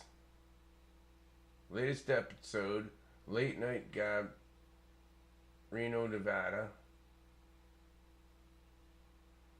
His Twitter, that doesn't look like his Twitter. It says Reno, Nevada. Twiz to Dean. That's where it is. Twiz to Deanica? Is that his Twitter? Yeah? I have Okay, no it is. It's really him. Okay, good. I did have to check that. So we got a lot of socks in there. Here. Sock people. Anyways, A John Lear story that he probably is not aware of. Maybe he is. Yes. So, Mr. Lear, if that's really you, Who's we'll the assume it cute might be. one? No, I think it's Eric. That's Eric, the Awakening Man. He likes to do that. He can do it really fast too. He'll put up a sock. He's got the picture and everything. It's hilarious. Yeah, quit. He's messing with me, man. Well, he went and changed. Well, it says he's got 15 followers in Spreaker. Charlotte of Oz, or Snarklet of Oz. Wolf Mike follows him. That's not John Lear. The Fringe FM is following him. Yeah. Oh, I'm pretty sure that's got to be Eric. I'm afraid to be in Speaker because of what happened last time. All right, I'm going out. yeah, Of you Speaker. don't want to be in there anyways. Oh no, they're rowdy tonight. It's hilarious. It's probably my fault. I'm sitting. No, it's all good. But you know Oh, but what? anyway, yeah. So We need a break. Don't you need a break, sir? you take your commercial break. I'm gonna go potty. Yeah, I think you should because we had so many technical issues. I think it kind of set us off. We take a break, come back, we can get back on page here. We can get back on track, I think. So I'm thinking reggae music to calm everybody down. And maybe they'll get mellow and nice with each other. Smoke a doobie, folks. Relax. We'll come back with some groovy stuff, all right. Woo! Some Richie Spice.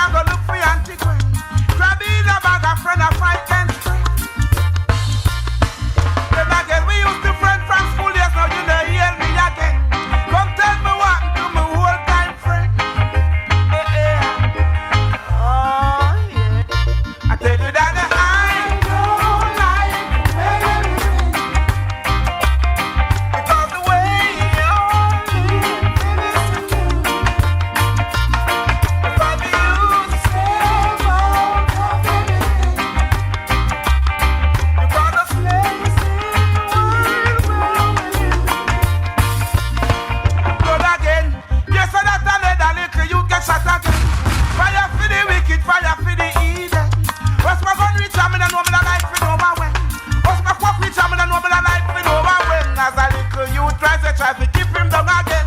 What kind of juice that me go catch a day a blend? Who for little you that me go catch a day a end? Yeah, maybe that's an I don't like because the way you listen, if I be you, you gotta see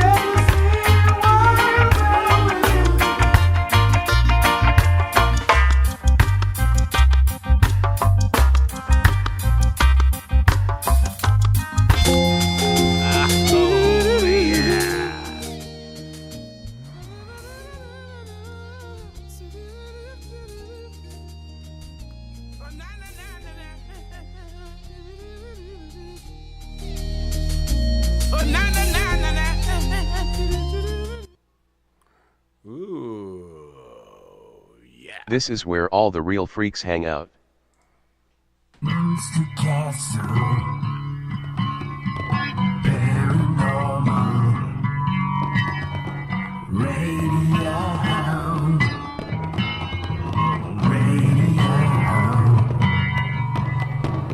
Monster Castle, paranormal, digital radio. Oh, I just got back in time to catch the commercials there. Yeah, great commercials, Darren. Okay. Thank you. Yeah, Darren made all those commercials himself. Yeah, I'm man. driving home. What kind of work you do for a day gig? Oh, you were working? I didn't realize that. Oh, you're watching. He was watching. You're watching a game. I was watching Notre Dame. They came from behind. Like reach around? No, not quite like that. That's more fun. Okay. Clearing my grind. Are you all right there, sir? Me? Yeah. Who? Just okay. I was feeling a little bit sick earlier when the show first started. Yeah. I was like getting all fevery and all kinds of weird stuff. I felt like that yesterday. Well, I have a cousin to Crohn's disease. Oh boy. Yeah, and I just had a physical earlier this month because it's still November, and for my stomach bleeding again internally. Oh, so shit. Sometimes what I'll do is, well, they did a test last year and they couldn't find out where it was bleeding from, so they just let it go. It's like, well, you're bleeding internally again. We can't find it. Okay. All right. Well, you're not dead yet, so keep going. But my friend said that for 25 years.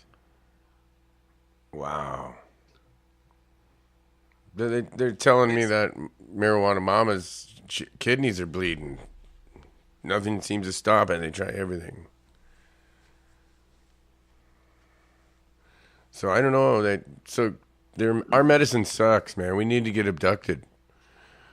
We need to get underneath one of those, like Travis Walton did. Just get right underneath one of those things. I've seen UFO close enough to throw a rock at. I mean, that was cool. Tell us about that. Okay, sure. Why not? That's what I was actually going to ask you first. I've seen more than one UFO, so this is not like the only time. This is like the coolest sighting. Excuse me. Is a camp in Southwest Michigan, in Allegan County, probably about 10 to 15 miles as a crow flies from Lake Michigan. We're a heavy UFO sighting area to begin with. I think it was, I'd have to look up the year. I think it was,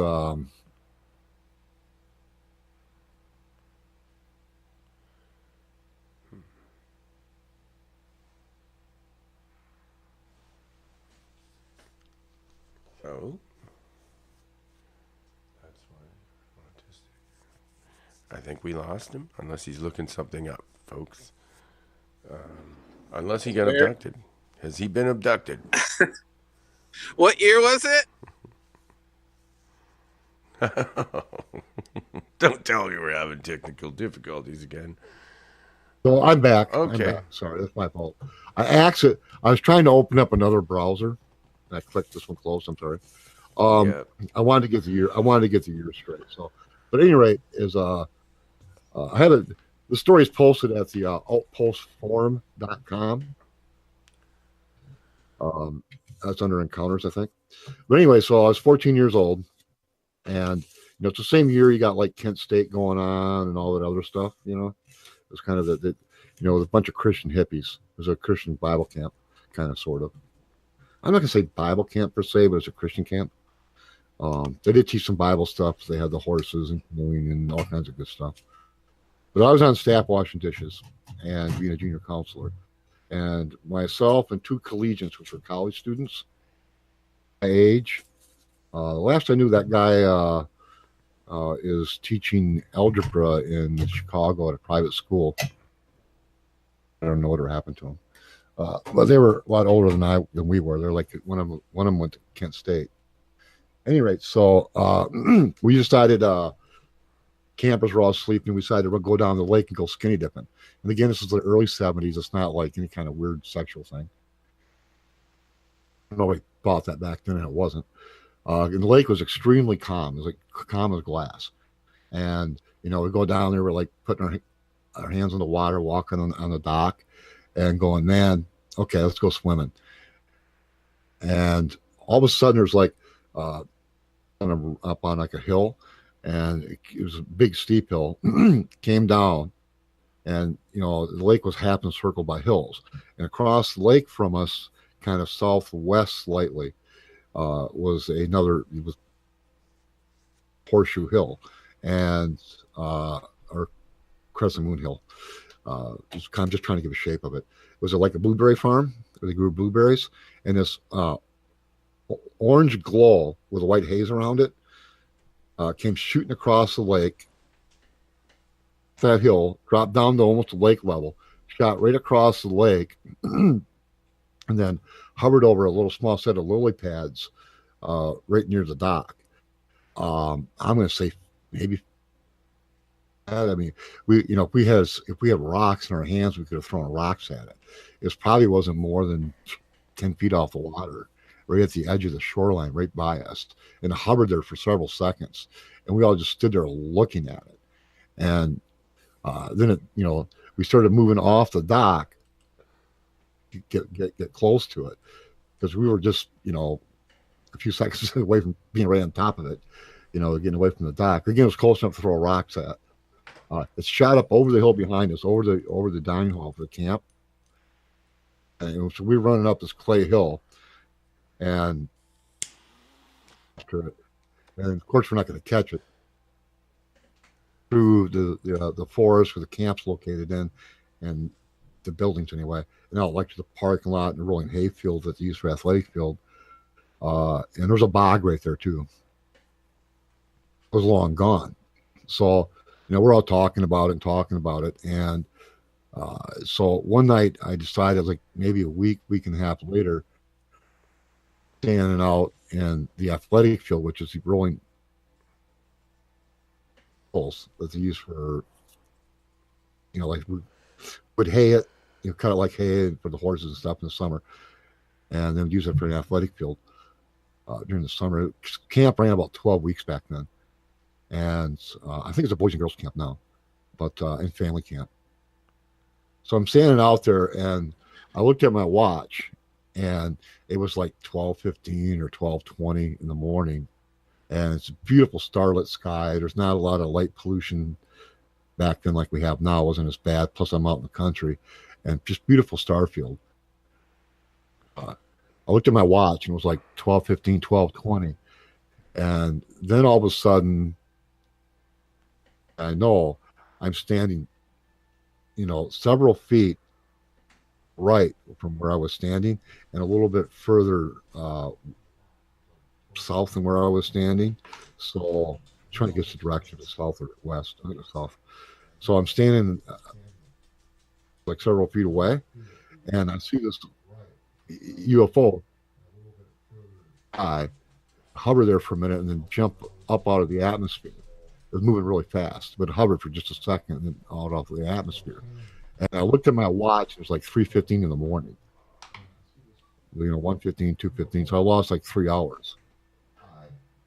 And so the next morning, I went and woke up the two collegians, and they're like, "They're waking us up," So the next morning was the whole thing was, because you had staff meeting.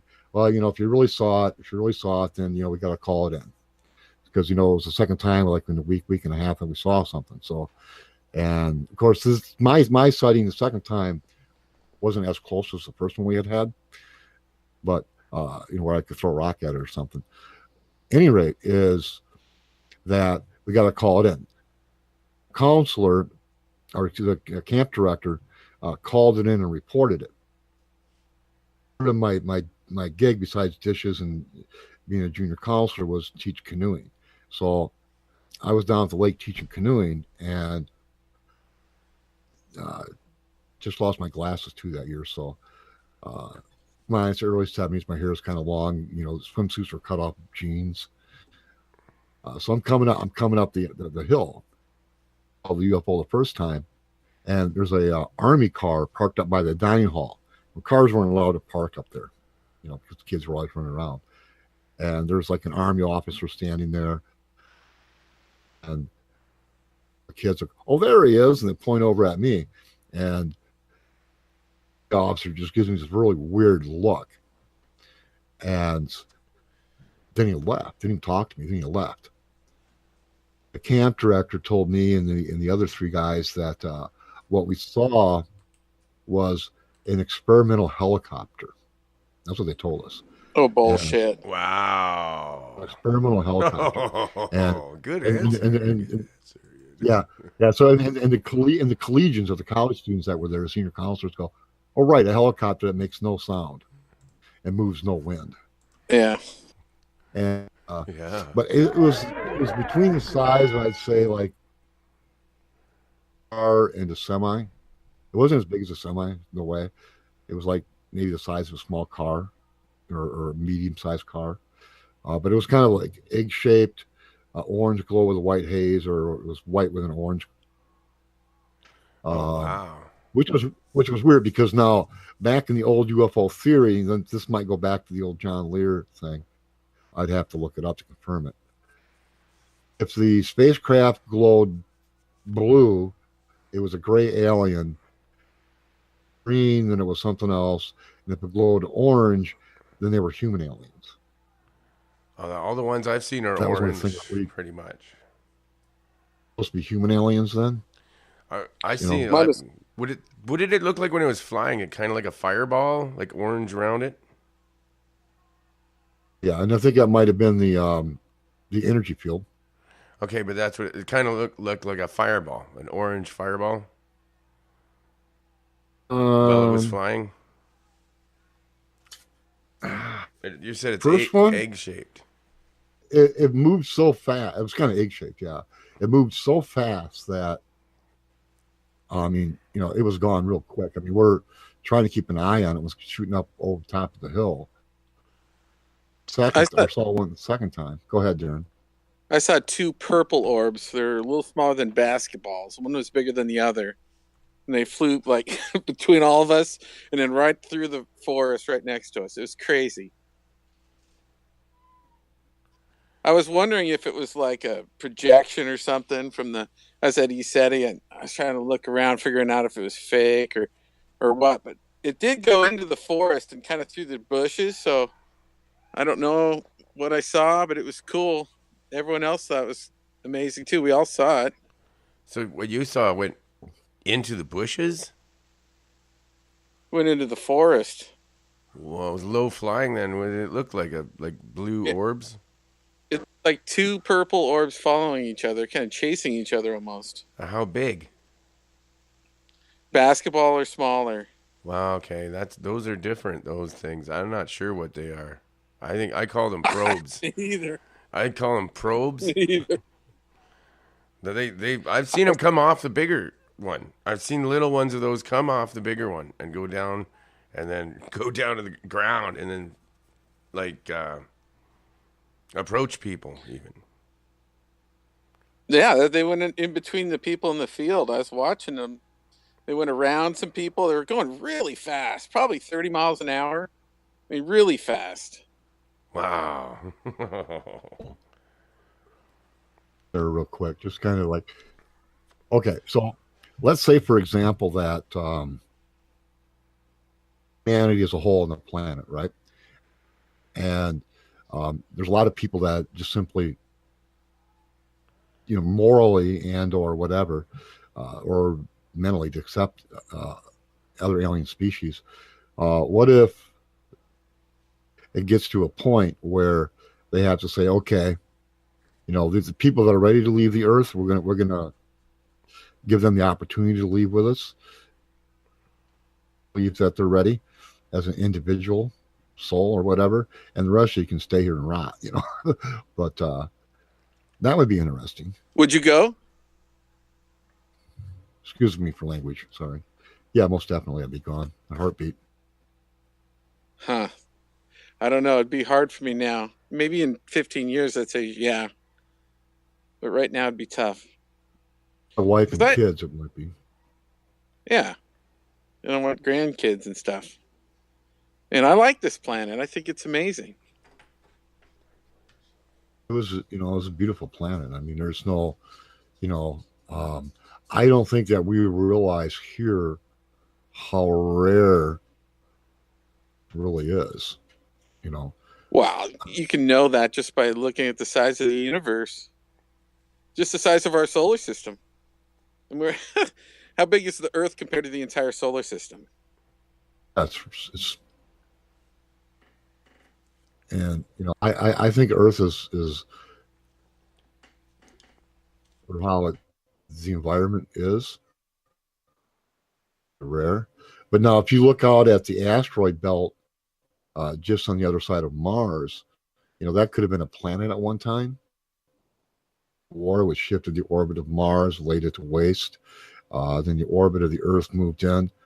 Because I know, like in the Bible, for example, it says that the Earth used to have a canopy over it, like a mist, and it didn't rain, and the moisture just came from the mist every morning. And the time of Noah's flood, when the landmass was split apart, a rupture of water, a wall of water shot up into the atmosphere, ruptured the canopy, mixed with the canopy, and then we got the rain and the floods. That's something that supposedly happened. Interesting. If I've heard that before. If there was a planet on the other side of Mars that was destroyed in a war or event like an asteroid strike or whatever, meteor strike, comet strike, and that shifted the orbit of all the planets, then that there could have been life on Mars that was laid to waste. And I actually wrote a book about this. Or that Mars could be the moon from that planet. I heard that too. It could have been one of the moons from that planet. John Lear says it was called Man. That planet was called Man. And well, they did this. Have to destroy that planet, but that's just fiction. Bruce May says that planet was called Water, didn't he? Because it was called Water. And yeah, I've also heard it called Tiamat and all kinds of different names. But there's a lot of people saying a lot of like I've heard a lot about a planet being there, being destroyed, and Mars was one of the satellites from that planet, possibly, or it got destroyed from debris from that planet being destroyed. Or it could have been a moon. Oh, if you look at some of the scars on Mars' surface, scar that's like just really wide and long.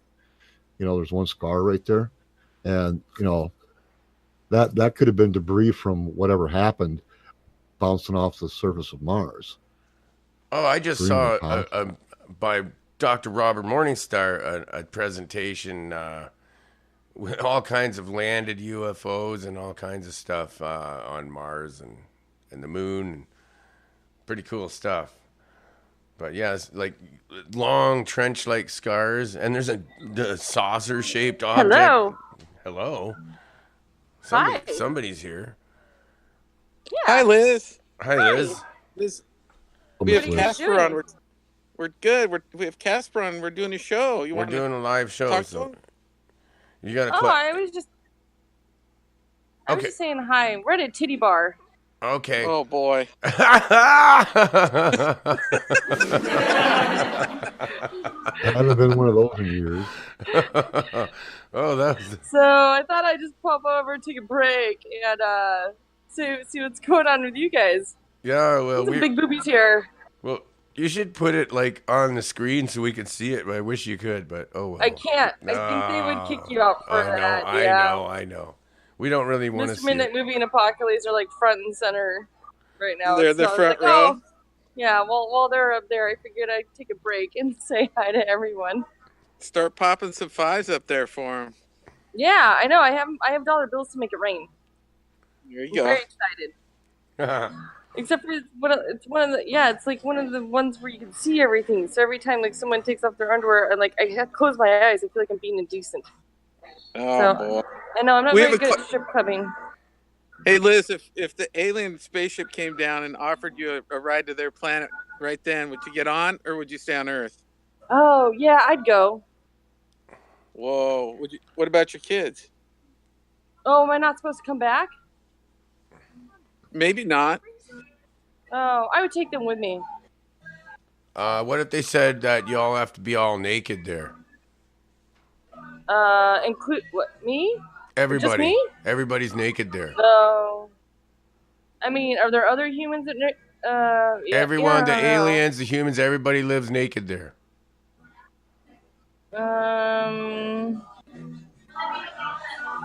No, I probably wouldn't go. I really like my yoga pants. Then what are you doing in a nudie bar? I really like the pants that I wear. That I spent a lot of money on them. Nice. So it'd be a waste. They probably. But maybe next time. I don't think. 80s. I think they wear clothes anyways. I think they do. Yeah. I'm pretty sure. I was stage managing a band back in the 80s and running the lights and that. Wow. And we opened for Chippendales. Oh. Did you? This is a nice one. I've never been to the ones in Sacramento are terrible. I'm in Los Angeles, and this is a really nice one. The girls are really pretty and stuff, and comparable to Las Vegas. So I was impressed. Do they take their bottoms off? Yes, they take everything off. That's why I'm having a hard time even opening my eyes because I feel like I'm like, oh no, I don't want to see that. But the guys are really enjoying themselves. When I lived in L.A., where's Mr. Midnight women's Movie? mud wrestling was He's popular. here. It's like we're celebrating his birthday late. All right. Nice. I hope someone strips to Elton John tonight. That's all I hope. Elton John. Benny and the Jets. Yeah, Benny and the Jets. I'm going to put in a request to the DJ. I want to see some titties to Benny and the Jets. Yeah. Do they run the DJ or does the DJ run it? I don't know. I don't know. I'm sure you can make requests. I don't think it's all choreographed. I think they just put on the music they want to put on. So. Yeah, in Portland, the girls get to decide. Oh, maybe that's the way it is here too. There isn't that many strippers tonight, though. I guess they're all on vacation. But the ones they have here are pretty banging. So. Do a full round and then go to a new place. Yeah, and it wasn't that expensive to get in either, which is also nice. It's like at home, it's like $40 to get in. It was only $15 to get into this one. It's like $3 in Portland. How All right, are the Liz, we'll have Canadian? I will. I'll have fun, and I'll talk to you guys later. Okay. All right, I'll let Thanks you know. for I'll give you an calling in. update. Yeah, I'll let you know Yeah, if I do. can stick Mr. Midnight Movie's face in some girl's taco tonight. It might be Okay. mine. All right. Okay. Make sure Come they're back in All right, like bye, an hour. make sure they're all human people. Okay, we'll do. Okay. Okay, bye. Bye. They could be like. I'd be up on stage and morph into like a lizard. Yeah. All of a sudden they start phasing out and they look fucking reptilian or something. And David Icke, or whatever his name is. Yeah, David. Yeah, Icky. That's terrible. David Icky. Okay. really deaf, so I mispronounce words all the time. Okay, I got some chat room updates here that I missed from Twitter. Secular Order, that's Joseph. He said that the asteroid we were talking about in Hawaiian language is called Scout. And also, it's not the Oort cloud we were talking about, it's the Kuiper belt. The Oort cloud is further out. So, yeah, that's right. The Kuiper belt is right after Pluto. And then there's the Oort cloud, further out than that. Well, what's the one around Mars called? Asteroid belt out there? The one that Van Flandern, the broken up planet hypothesis. Oh, wait a minute. Isn't that the Kuiper belt? Yeah, that's the Kuiper belt. And the Oort cloud is the one past Pluto. Yeah, that's right. Okay. So, yeah, he confused me. We were right. The Kuiper belt's the one where that planet may have destroyed, right? Tom Van Mars. Van Flandern theory, yeah. Anyway, because now my book Ages Past, which has a lot of errors. It's a good story. I cried when I wrote that in several places, by the way. Which book is that? Second book. It has a lot of errors in it. Well, see, originally a lot of these stories were the first two, Perceptual Threshold and Ages Past, were originally screenplays I wrote in 1989, 90, 91, 92, 93. I wrote 4 or 5 screenplays and a couple teleplays. I was teaching myself how to write stuff into novels later in the mid-90s. And I sat on stuff. I mean, also Coming from Darkness, I wrote it in 1995 and didn't publish it until 2015. 20 years. Last night you were talking about lucid dreaming and how you get ideas that you swear weren't from your own head. Do you ever feel like that when you're writing? Yeah, if when I'm writing, it's like driving a vehicle and listening to music or something like that, where it wasn't last winter, it was winter before last. So it was just before my mom went to the nursing home. She passed in March, but I had the concept for book number,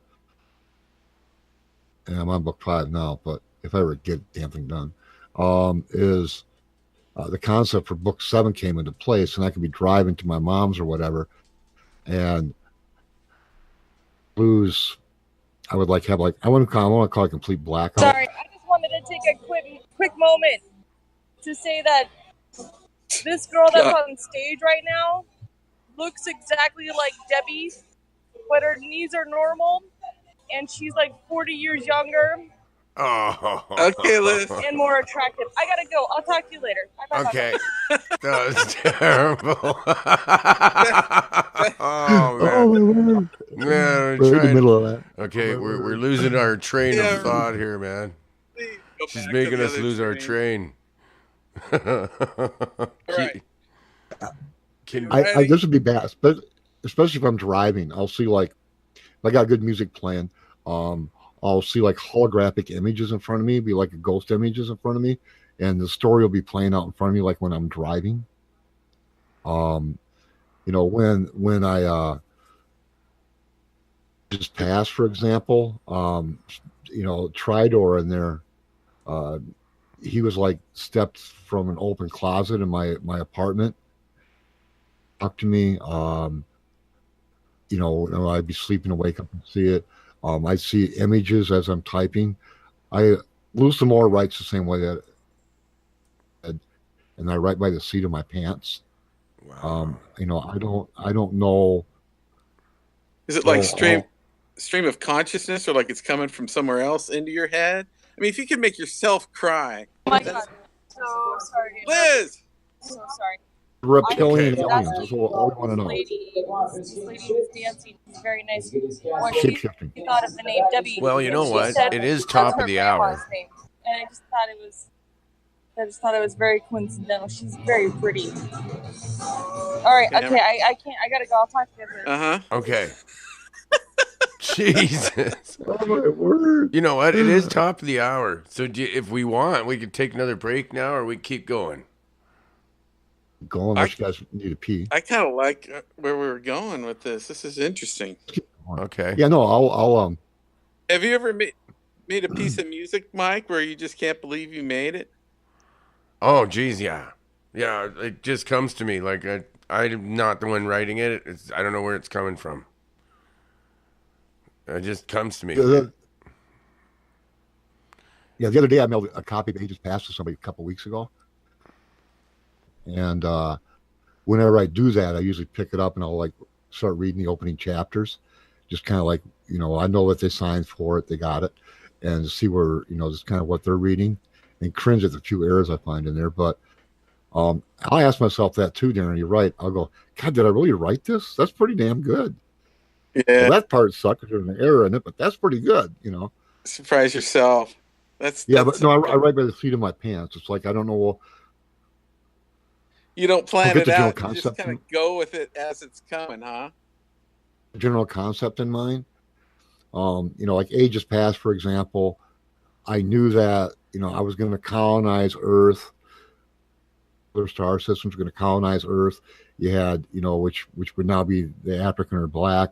You had European, you had Asian, you had Native American. I had that all mixed in there. They were humans from different various star systems that were colonizing here. And, I had that concept in mind. We were a former human colony that was forced into isolation. So that was the concept. I didn't know story. I didn't know any of the characters at all until I sat down and started typing. That's so cool. Have you ever gotten writer's block right at the end of a story for like years, and then all of a sudden the inspiration would come to finish it or something? Block. The story I'm working on now, for example, it was originally supposed to be a screenplay. I had it possibly sold to the guy that directed Bulletproof and synopsis. And when I sat down to write it, Perceptual Threshold popped out. And then I was told, then I went back to write that same story. Our screenplay called Taken popped out, which I need to turn into a book someday. Then another screenplay popped out that never should have saw the light of day. And then I should have burned that thing. And then not everything you write or every song you do is always going to be right, perfect. Is Mike talking? Yeah. Are you counting money, Wolfman? What are you doing there? Actually, I was looking for some lyrics that I wrote. When he was talking about it, I was looking for my lyrics. Some lyrics that I wrote that are really weird. And I'm pretty proud of them. And it's bothering me because I can't quite remember what they are. So it's something about how does it feel when you fly with the birds but can't flap? Something like that. It's really weird. It sounds like it. Yeah, I gotta find that one back. It's really strange. I didn't meet Mac or Redding, Tridor, any of them in the story until I got there. I knew Odin was going to be in there probably, but not for sure. The Argonauts, I figured that was going to be in there, but I wasn't sure until I got there. But I didn't know any of the characters at all until I sat down and started typing. Coming from Darkness, because I wrote that in 94, 95. I had someone sitting in my apartment with me when I was doing that. 2.5 months, roughly, maybe 3. Yeah. 120-some thousand words. When I get clicking, I get clicking. And right now I'm trying to force myself to finish this other story I've been trying to get done since 1990. Stories beyond that one that I want to write, but I'm not letting myself do those until I get this one done. Because this one is the start of a series. I want to start the series without using the first book. So this is the first book in the series. But at any rate is, I don't meet the characters until I'm typing. When I was typing Coming from Darkness out, the guy that was visiting with me, watching me, he just come over, sit there and watch me for hours to write. And when I get up to go to the bathroom, get something to eat or drink, he'd get up and count how many words I did. And at different points, I'd be averaging 70 to 80 words a minute. Off the top of my head. I could do that. Have you ever tried to write It's not a always book, like Wolfman? that. I'm slow as shit for typing, so it takes me a long time to. I'd rather use, if I'm going to write a book, I would definitely use voice to text. Something like that, speech to text, you know. And then just edit the pages. But yeah, It's kind of like the Oort cloud is past the Kuiper belt. They're all past the I just got a image sent by Joseph. So that other that's just the asteroid belt past Mars, in between Jupiter. I don't know what that's called, but it's not the Kuiper belt. The Kuiper belt is past Pluto, and then the Oort cloud is past the Kuiper belt. What the hell? Voyager right now. What the hell is an Oort cloud? I don't know. It's way out there. I don't think they even know what it is. It's fascinating, though. The Oort cloud is fascinating. I think that's where what I was heard was that the Voyager probe is somewhere like can't pass the Oort cloud. That's what I heard. Something like that. No, it's left our solar system. That's what I heard about a year ago. Okay. Okay, well, that we don't really know. We don't really know that. Like, I've heard two different stories. That one and one that says they lied about that and it can't get past our solar system. So who knows what's the truth, really? We don't really know. We're not NASA. We're not receiving that information. We don't know. It's like the earlier alien theory I discussed earlier, that's what it is. I lean toward it probably is, but you can't say positively. Yeah. So when you're writing a book and you're crying when you're writing your own story, how do you get it out? It's not through the whole story. It's like, there's like in Ages Past, for example, there's a spot where attacked by a lion. I cried a little bit there, but right at the end of the story, I definitely, I cried because it was just so ending, but at the same point, it's not sad. It's a sad ending for the characters, but when I wrote Ages Past, and everyone that read the screenplay and then later the book, people will reread it in spite of all the errors in Ages Past. It takes about 3 or 4 chapters to get used to the dialogue that Jermac, Redding, and Benjamin use, because they kind of talk old English, but them. But the special as part of their character. But at the end of the story, we are the ending, or we're the continuation of the story. It's like, when they get to the last page and, and a number of people cry at the last page. It's not just me. Like when I edited it, I cried. When I turned it from screenplay to book, I cried. When I did the edits on the screenplay, I cried. On the novel, I cried several times when we're doing the edits over the years on that. And just because the ending is just so moving in that book. And it's like really moving. You're feeling sad for Redding, Benjamin, and Jermac, and for all humanity. And you still kind of feel like, well, we are the ending or the continuation of the ending of that. So that's awesome, Casper. Have you ever rewritten an ending or completely wrote like 3 different endings to a certain story just to keep writing and staying going, like if you're stuck? I don't like to jump around the side of a story where I'll like start it out and I'll skip the middle, go to the end, and jump back in the middle again. I don't like to do that. I don't like that either. I'm worried about the story I'm working on now, because I've been working on it for so long, on and off, is I'll sit out and I'll put this one on the burner, and this is what I'm saying. I'm not going to put this on the burner. I've been saying that for 3 years now, trying to get the damn thing done. That's close to being done. I'm like 81,000 words into it. I'll be done in about another 15. So, I mean, I just need to probably smoke a bunch of weed or something and get it done. All right. Yeah. Michigan, I mean, on December 6th, you just can't buy it anywhere, but you can legally walk around with 2.5 ounces, have 10 ounces in the house as long as it's under lock and key. Called plants. Good luck trying to find seeds. You can't buy it anywhere, but You can't buy it. yeah, but you can have it. That does make it. Yeah, you can't smoke it in public. I think you can smoke in your own backyard, but I'm not sure. It's smoke everywhere here.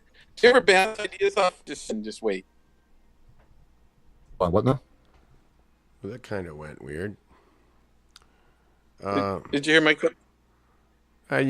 You stuttered. Try again. I was just wondering if he ever bounces ideas off other people, or if he just waits in his own head and waits for something to develop. Person is? Can you hear me, Casper? Oh, he can hear you. Did you hear my question? Yes. Can you hear me, Darren? I can hear you now. You are back. It depends on the person. For a long time, and I trust them, I'll bounce it off them maybe. I don't. It's like right now, like even like the book covers now for the upcoming book, and the book cover I got the book cover in my head done. I just got to pay for the artwork for book 5. Not sure about the cover yet.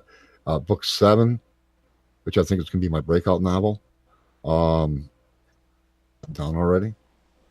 And I got the cover at the same time the story came together. So the concept was kind of there already. Mechanism for it wasn't there. It's like now, for example, because I'm working on a series.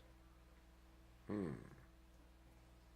the other novels are all standalone, but all my novels, with the exception of Bristol, which is that Western, they're all interconnected to each other. They're in the same, if you will.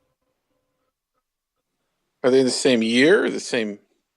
How are they connected? Years. It's like they're in the same universe. It's like in Perceptual Threshold, for example, like you have Barack, and again, it's spelled differently than the president. Okay. Story in like 1990, originally screenplay. Almost went to film. Came real close. $110 million of film, not including actors, killed the project. Anyway, but yeah, it almost went to film. Oh man! Barack and Tabaka, yeah, Barack and Tabaka are coming in the ages past. People characters make reference to them, and in Coming from Darkness, Tridor, who's in ages past, is Coming from Darkness, and in Coming from Darkness, makes reference to in ages past and in Perceptual Threshold, where they make like references to each other. That's so cool. Yeah. So if you've read my other books, that's kind of like a treat, like going, oh, that's how they're connected. But if you haven't read them, it isn't going to matter. You just go, oh, that's interesting. Whoever they're talking about, boom, and just kind of pass it off. If you read the other books, then you'll know it. But Perceptual Threshold on right now take place within the same time frame, like they overlap. Of course, is 10,000 years ago. Coming from Darkness is a near future novel, and on now is a present day story with start over. The book I'm working on now overlaps with ages past as far as the time frame when they take place. And the bad guy character in the book I'm working on now, Coming from Darkness, which is the near future. So it's kind of like a prelude to that. But but there's a number of stories that I have to write yet that take place between and when Coming from Darkness takes place. So You got a lot more to write. yeah, Coming from Darkness is fairly popular with a lot of people in the UFO alien community because I make reference to a lot of stuff. When I hear a lot of these other people out there claims, I'll sit there and go, I wrote about that in 1990, or 93 or 95 or whatever, before you guys were still walking around in diapers or whatever they were. I'm like, I wrote about that a long time ago. I just didn't do anything with it. But I got copyrights, so I do have copyright. Sometimes I wonder if science fiction is just like remembering some ancient history for real, Somebody asked me one time if I they're trying to get me to say that I channeled my stories. Were channeled like from aliens. Yeah. How do you know you didn't? I mean, like, I've heard things being told, like, where, like, say the Nazis, where they got their information on how to their anti-gravity machines at the end of the Second World War. Apparently, they got their scientists, the aliens channeled that to them, that information, and they didn't even realize they were getting it from where they were getting it from. I think it might be possible. I don't, and the thing is, I'm not going to say I'm channeling stories because that takes away from my creativity, my imagination. What do you think of authors like Neil Donald Walsh that say they are channeling? I'm sorry. Nobody really knows for sure. How do you know for sure? I could say I get channeled. Nobody knows really for sure. Have you ever read Neil Donald Walsh? Because you were talking about knowing who you are last night. It reminded me of him. I don't read science fiction. I write it, but I don't read it. Oh, okay. It's not science fiction. It's just supposedly it's him talking to God and then writing everything down, channeling. Oh, okay. One of those things. Like Edgar Casey. Yeah, kind of. His name's Neil Donald Walsh. He's got like 5. I don't know how many books he has now, but it's interesting. I've never heard of him. Supposedly channel God too. Well, I want to know more about your sightings, like your actual UFO encounters. I didn't think we got to the bottom. Did you have any since you were 14? I had them beforehand too, but yeah. Wow, so you've had it. At one time I was I'm going to guesstimate I was 8 or 9 years old. I woke, it was probably like February, I'm going to guesstimate. And I woke up in an alley across the street from where we were living, gazing up at like Venus in the sky. It was early morning, so Venus was a morning star. And I was gazing up at Venus. And this thing was either just before during the first time through, or somewhere in that time frame, probably like the mid-late 60s. And I was all bundled up in my winter clothes and thinking, oh man, late for school. And I got to the school and I had to use the bathroom really bad, and the janitor wouldn't let me in. And I felt like I was going to crap my pants or something. And I'm going home, I forget what happened, but it was a long time ago. But I do remember waking up and seeing that morning star and being in the alley, not knowing how I got there. That stuck with me. So wait a minute, you woke up and you're outside in the winter, like late February in Michigan, and I'm all bundled up, my winter jacket and my mittens on and everything else. I'm sitting in an alleyway, leaning up against a garage. It's the morning star, which was Venus, and I think I was late for school and not remembering how I got there. Wow, that's weird. I used to have a friend that used to sleepwalk outside all the time. The neighbors would find him, and he'd just be naked, in his underwear, walk 3 blocks away, have no recollection. Oh man! I saw Rudolph. I saw Rudolph when I was, I think, 6. We thought it was Rudolph. It definitely was not Rudolph. It was this red light going circular, going from one house to another and just doing a little circle around each house. and go to the next house and do a little circle around that house in the neighborhood. I think it made like a triangular pattern, making little circles. Well, we thought it was going over our houses, but it was way up there. We thought it was Rudolph. That was not Rudolph. That was no plane. I don't know what that was. I think about it now, and that's really weird.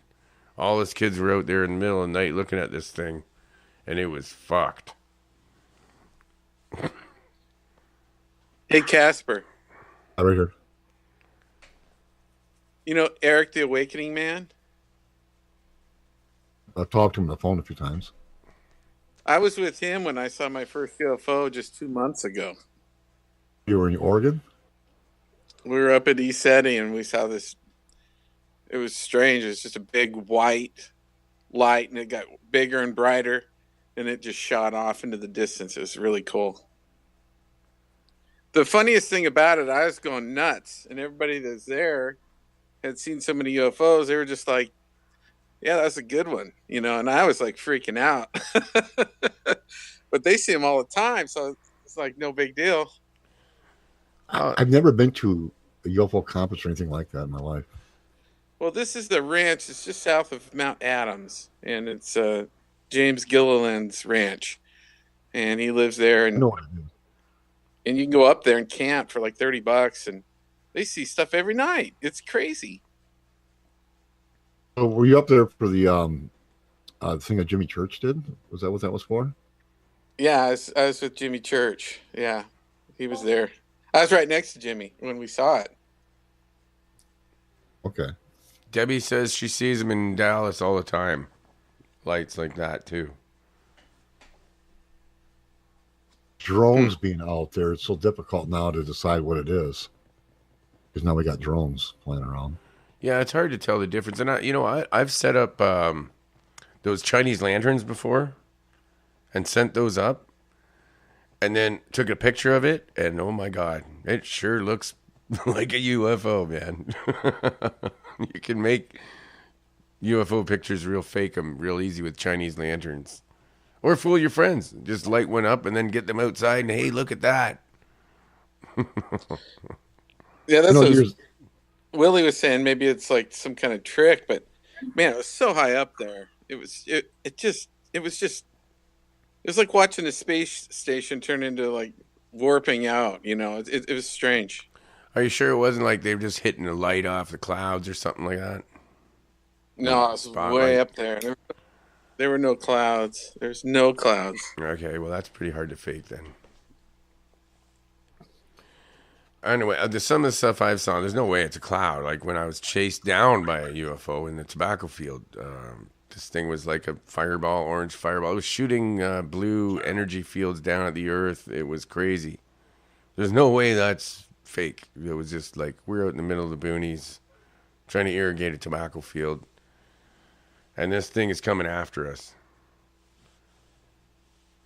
Yeah, Casper, have you heard this story before? Oh, no, I'm listening. No. It's what put Wolfen on the map.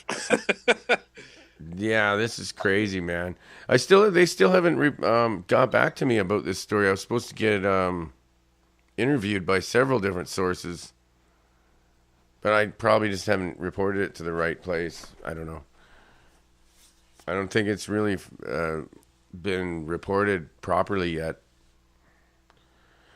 But it was, my brother and I, we were chased down by a orange fireball, slow-moving object, shooting blue, like almost like lightning field down at the earth. I don't know, it was scanning or destroying. We don't know. It looked like Star Trek.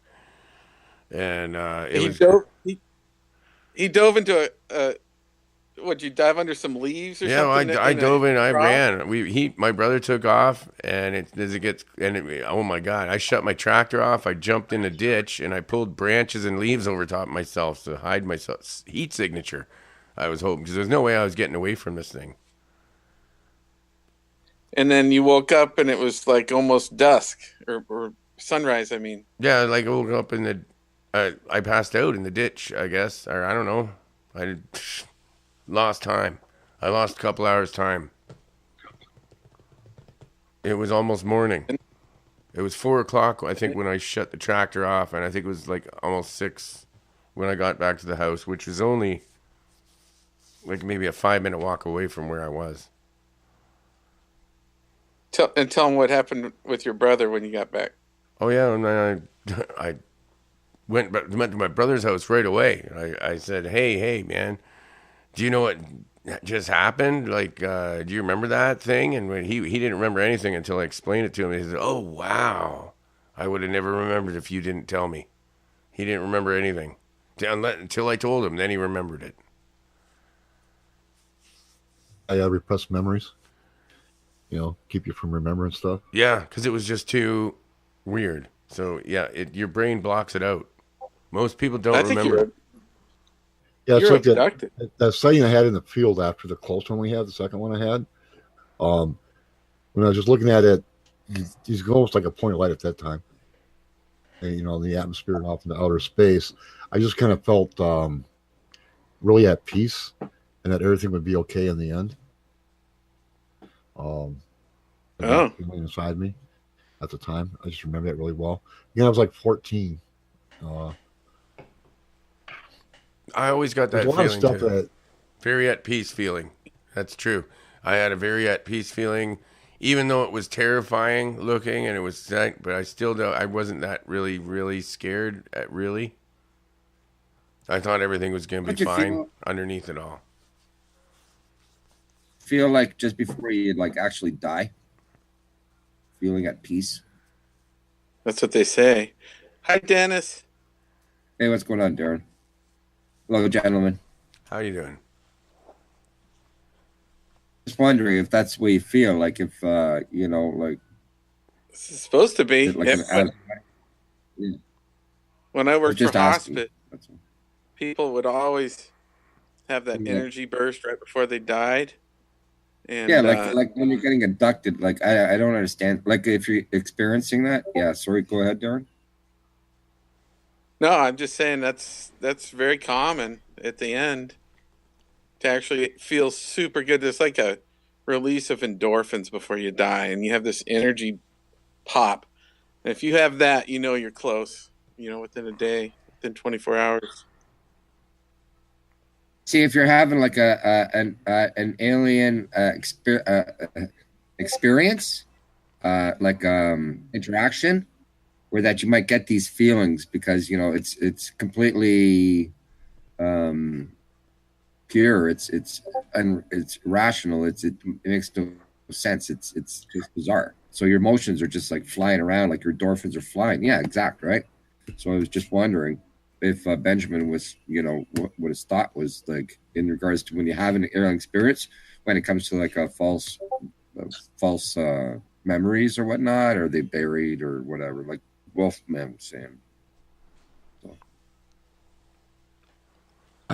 What was that TV show that was on cable about the alien abduction people? It's kind of a comedy.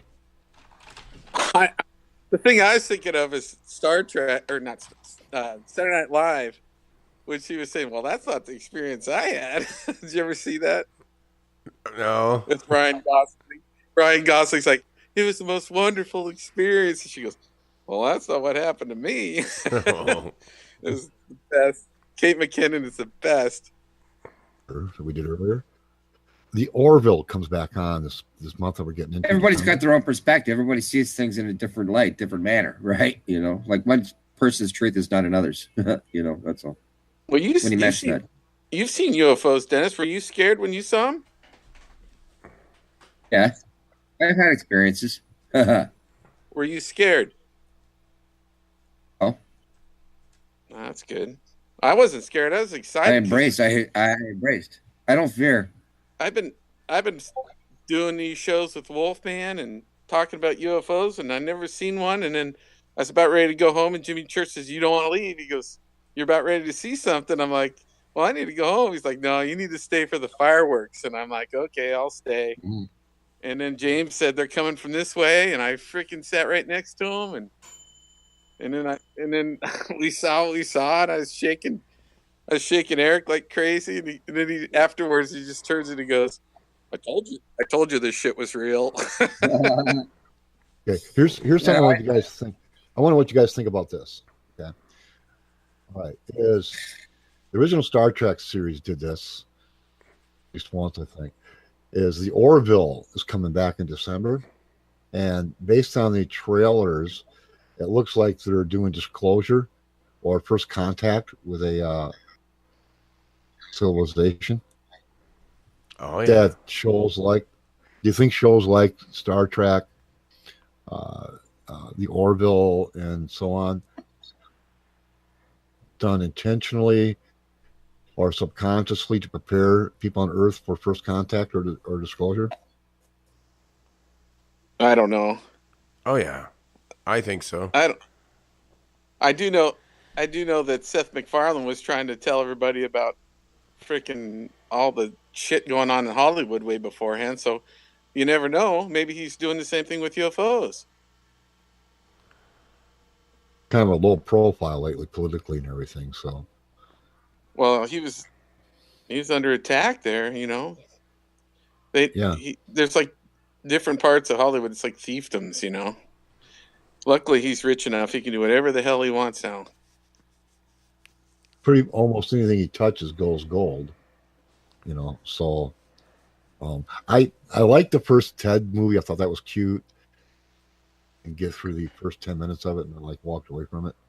I preferred the second Ted movie. Couldn't even get through it. And then he did the 1,000 Ways to Die in the West. That movie is a classic. I just think he could have done it without being so lewd and lascivious.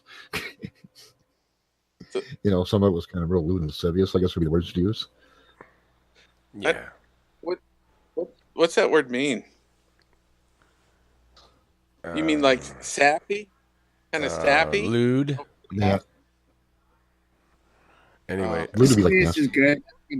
That's a good word. Lewd, maybe. Okay. Did you know? I got to say something. What you were talking about before about getting ready for us to see Contact or whatever, but what I saw, if I didn't see shows like Star Trek or Star Wars and everything, I wouldn't really have known how to deal with that. I don't think I would have dealt with it as well. Because I was used to seeing things like that on TV and in movies. When I actually saw it in the sky in front of me, for real, well, I gotta say, like my hair stood up on end, and I was terrified at first. But I think I dealt with it better because I was sort of prepared for it by watching stuff like this in movies. I think it helped. It probably did help. I mean, for me, you know, I've always been the way that I am. When I was going into kindergarten and stuff, I used to take my Tinker toys and make spaceships out of them. Yeah. Well, yes, I'm almost 62, so you got to think how long ago that was. You know, I mean, you know, the TV shows we had on back then were like Quick Draw McDraw and Yogi Bear and. Are you more of a Star Trek or Star Wars type of person? Buck Rogers was cool, man. You know. Oh yeah. I thought Buck Rogers was cool, especially at the end when they were desperate and the ratings weren't good, and they did.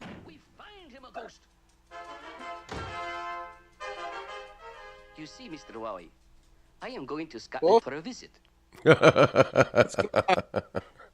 Oh, you know, we're but the last excuse me, the last season of Buck Rogers, when they were on the Searcher, it was just like Star Trek. Do you guys remember that? Yeah, that was back. Yeah, that was way back. Yeah, man. Yes. I saw Star Trek 6 today, and I hadn't seen it since 1991.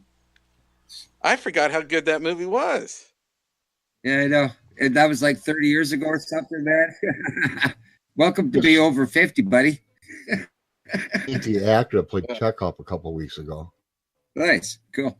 Oh, I've met a couple of different actors. I met right before he died. I met the doctor, DeForest Kelly. Oh, I met him twice. DeForest Kelly, yeah. I met Michelle McNichols or whatever her name is, Uhura. I met her once. Aurora. Yeah, it's I forget her name, but yeah, the telecom worker, black person lady. She's totally lost her mind now. I guess she's got Alzheimer's really bad. Yeah. Yeah, she's got to be getting up there. I'm surprised Will Shatner's doing as good as he is. I'm There's surprised he's all- still alive. He's like You know 89 what? years old. Yeah, you know what? You know what I'm surprised is the Star Trek series ran only 3 years. Like, correct me if I'm wrong, but it only ran 3 years.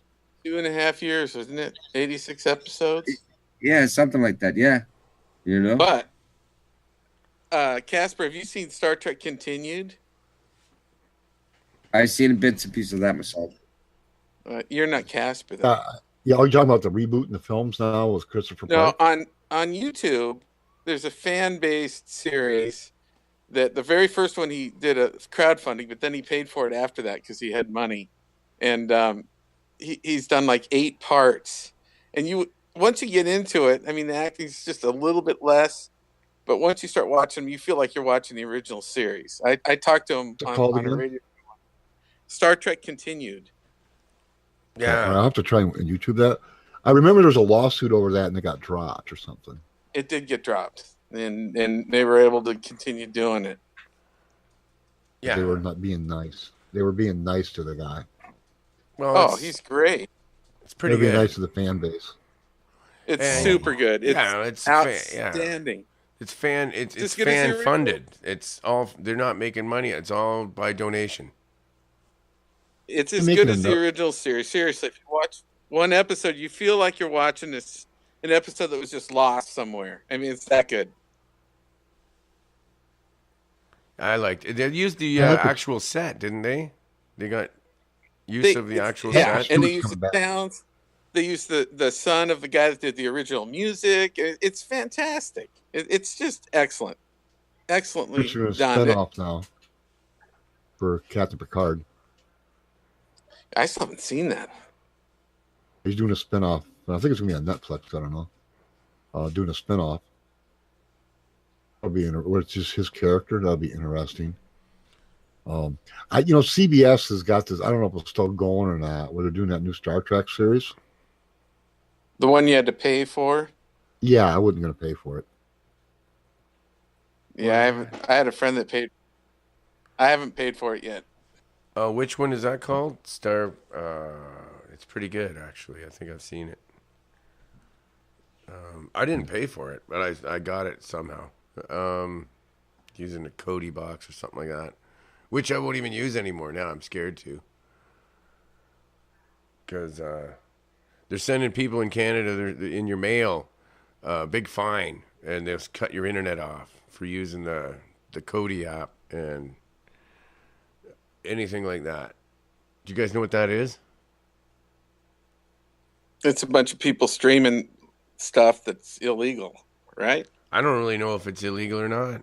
I figure if you can get it on your internet, you're paying for your internet, that should get paid for somehow. Video at the OnStellar forum, OnStellar website today, where it's like click on this link to watch this, and I thought it was a trailer from YouTube, so I clicked on the video just to watch the trailer, and all of a sudden opens up another browser page, and it's asking for permission to use my computer to mine Bitcoin, and I'm like, hell no. And, yeah. I like backing out of that, and then I like right away. Through my computer right away. It takes like an hour or more, and just ran a virus scan just in case, And now, 15 years ago, I took part in this. Where SETI recruiting people all over to use their computers to crunch the data because they were listening for radio signals.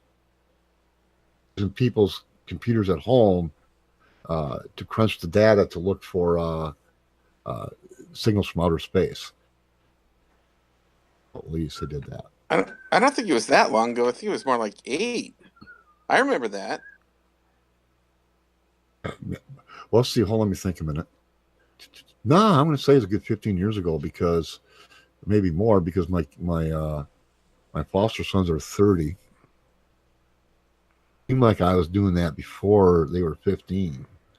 So yeah, so Were they doing the same thing with the light? Like Tabby Star, or were they just using computers for that? I can't answer that question. I thought Tabby Star was from the Hubble or one of their telescopes, from outer space telescope that they've been watching that. Haven't heard much from that lately. No, they're still watching, but they were able to get data from it all the way back like 100 years, and they were able to, extrapolate when it would go bright and everything. And it's what's the name of that? It's not the Hubble. It's that's a newer it's the one that just went out. Yeah, they're going to send another one out soon. Yeah, I can't remember. Hubble's still working. We got the gyros went out. The other one, long distance planets. That's the one that showed us all the planets that were out there.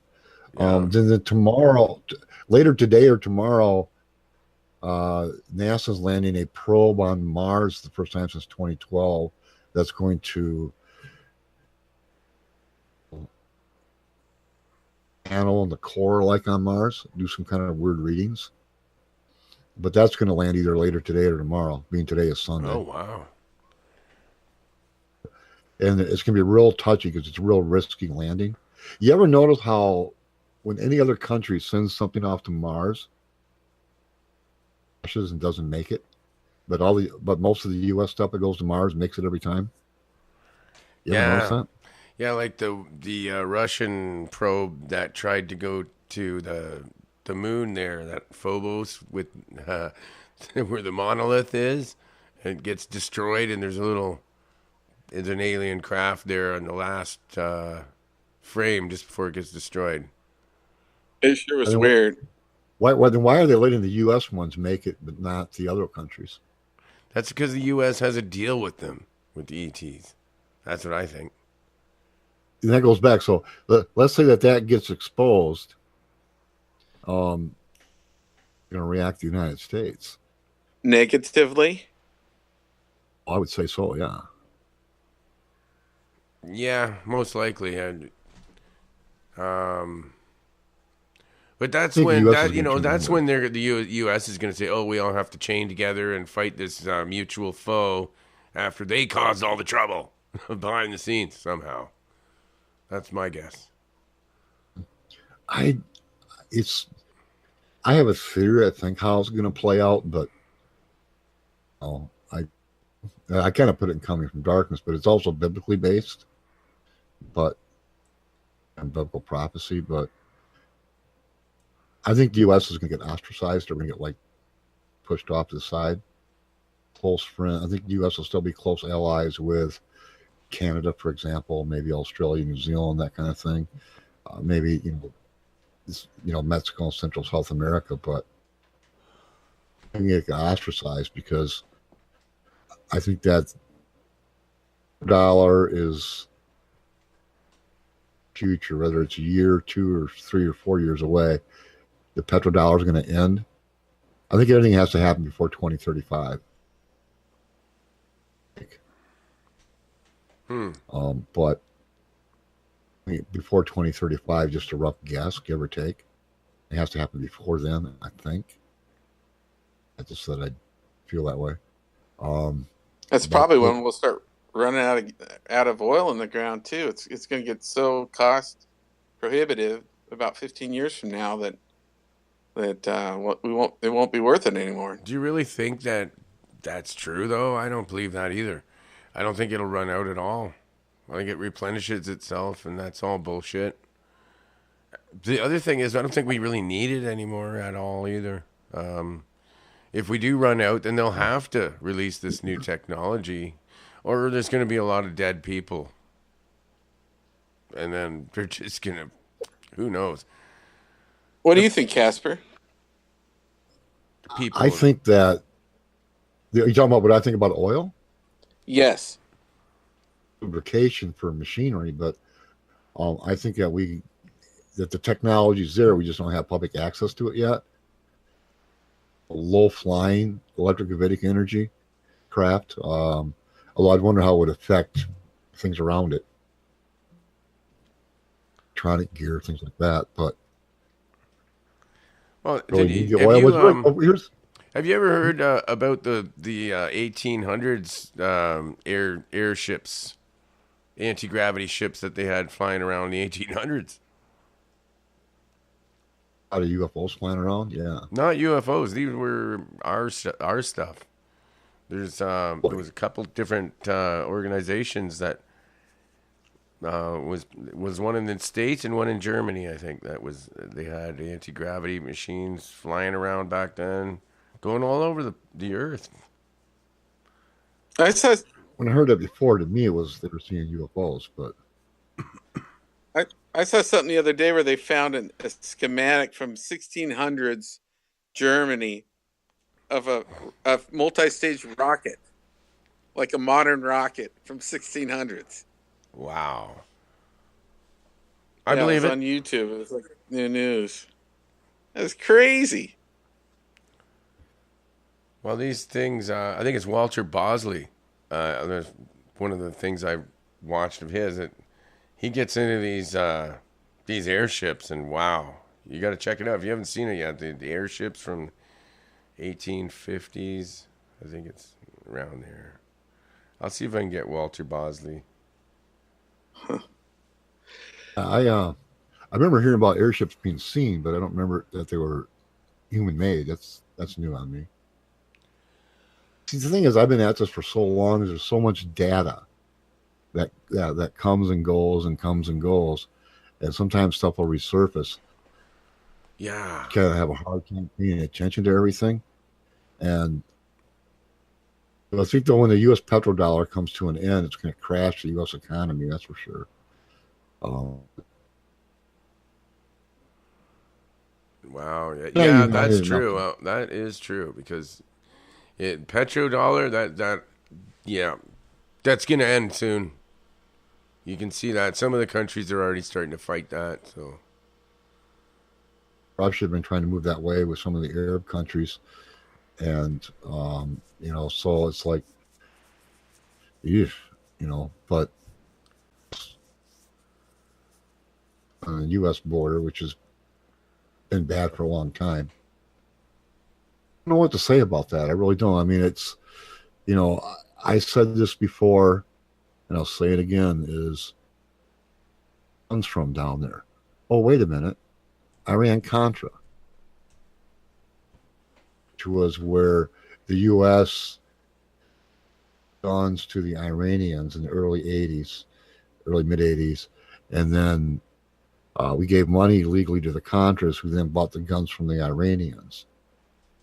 I really went to prison over that. I guess a few people did, but it was Oliver North. And just this year, Oliver North executive position with the NRA, which is kind of weird. But I wonder if a lot of these guns floating around Central America, a large portion of them, not all of them, but didn't come from the Iran-Contra affair. We smuggled all those guns in there to the Iranians. Well, we did the same thing with Iraq. We gave them weapons, and then they ended up using them on us.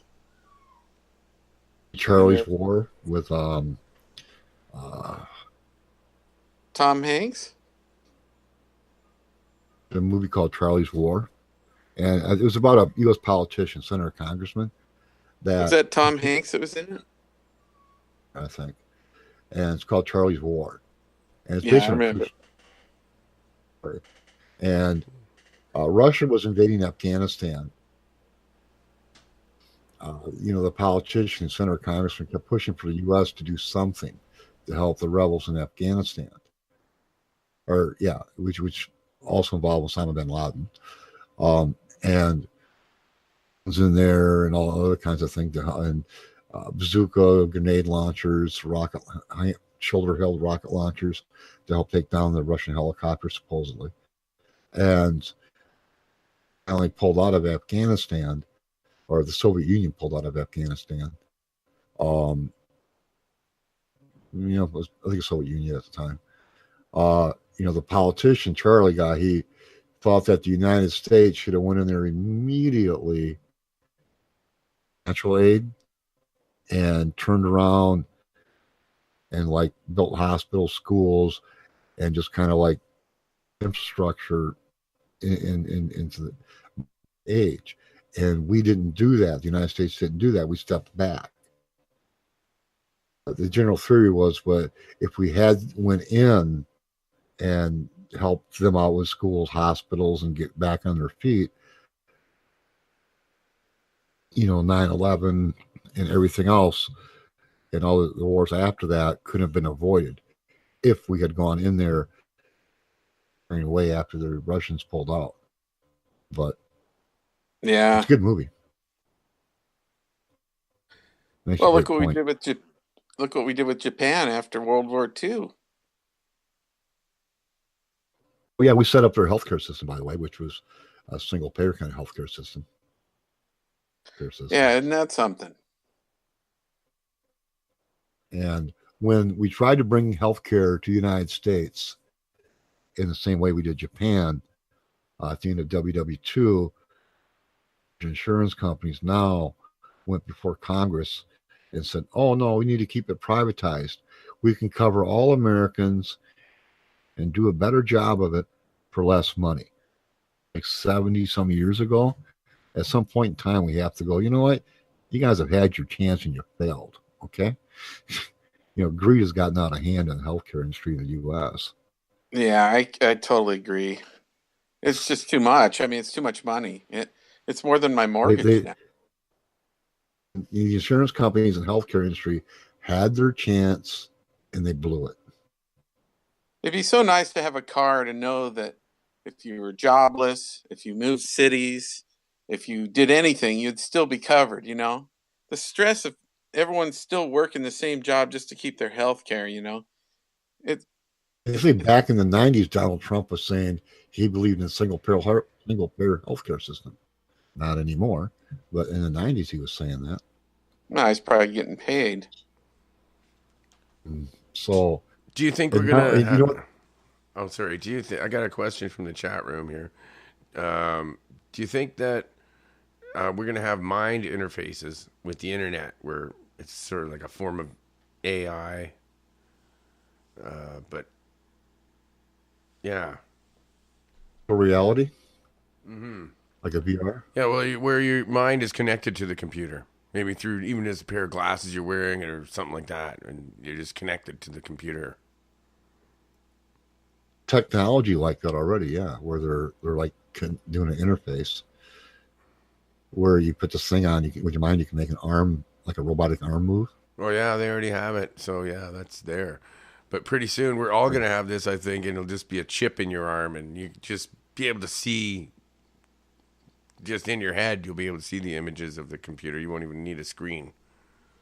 That's what I think. It'll just be like that. It'll go right in. I mean, they only have the Tesla stuff where you can hear voices in your head. What's his name? Patrick Flanagan invented the neurophone. I'm surprised they don't use it to allow deaf people to hear, because it, I think, would work. But I don't think it's too far off, I don't think it's too far off that we'll just see images in our heads. This is in my head. I don't need any more. Yeah, yeah, no shit. Somebody else sending them in there. No, not with everybody crowded enough in here, man. No more, please. No. Already. Just living in there. You probably need a break, eh, sir? It's 3 hours, Wolfman, isn't it? The show's almost over. It's over in 3 minutes. Okay. The show is over. It's not a speaker, isn't it? Well, we're going to have to do it again then sometime. Absolutely. That's fun. Casper, can you tell us?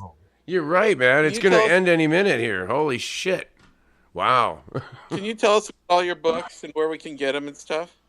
Parks.com. There's links there. You can get them globally. Ebooks are on 99 cents US. They vary other countries. You can get my books for print. Don't pay $50 for one of my books. You can get them for around $15 demand. So, are you on Amazon? Noble, iTunes, Google Play, Kobo, Walmart. Yeah, you can find my books at Walmart now. Sweet. Direct you to Kobo, but all my links, and you can find me up on Twitter, Casper Parks. I'm going to buy a book tonight from you. I'd say, keep in that's mind the nice. first two books have a lot of errors in them. You know, the first two, Ages Past the Threshold. What do you reckon? What do you recommend for me, being a UFO guy? I'd say either Ages Past or Coming from Darkness, either one of those two. Okay. You know, they're intertwined, but if you're looking at Disclosure and the Aftermath, then I would go with Coming from Darkness. That's where they take all the former alien abductees and RFID. Because you're supposed to have alien implants in you. And they, everybody's got a biochip in their hand by law. And the chip scanners double as a scanner for alien implants. And they catch a former abductee, they put them into a internment camp. That sounds awesome. That's what I'm going to get. Yeah, it's Coming from Darkness. It's part of the premise. I think it's about $14.56 on Amazon. I have to look it up.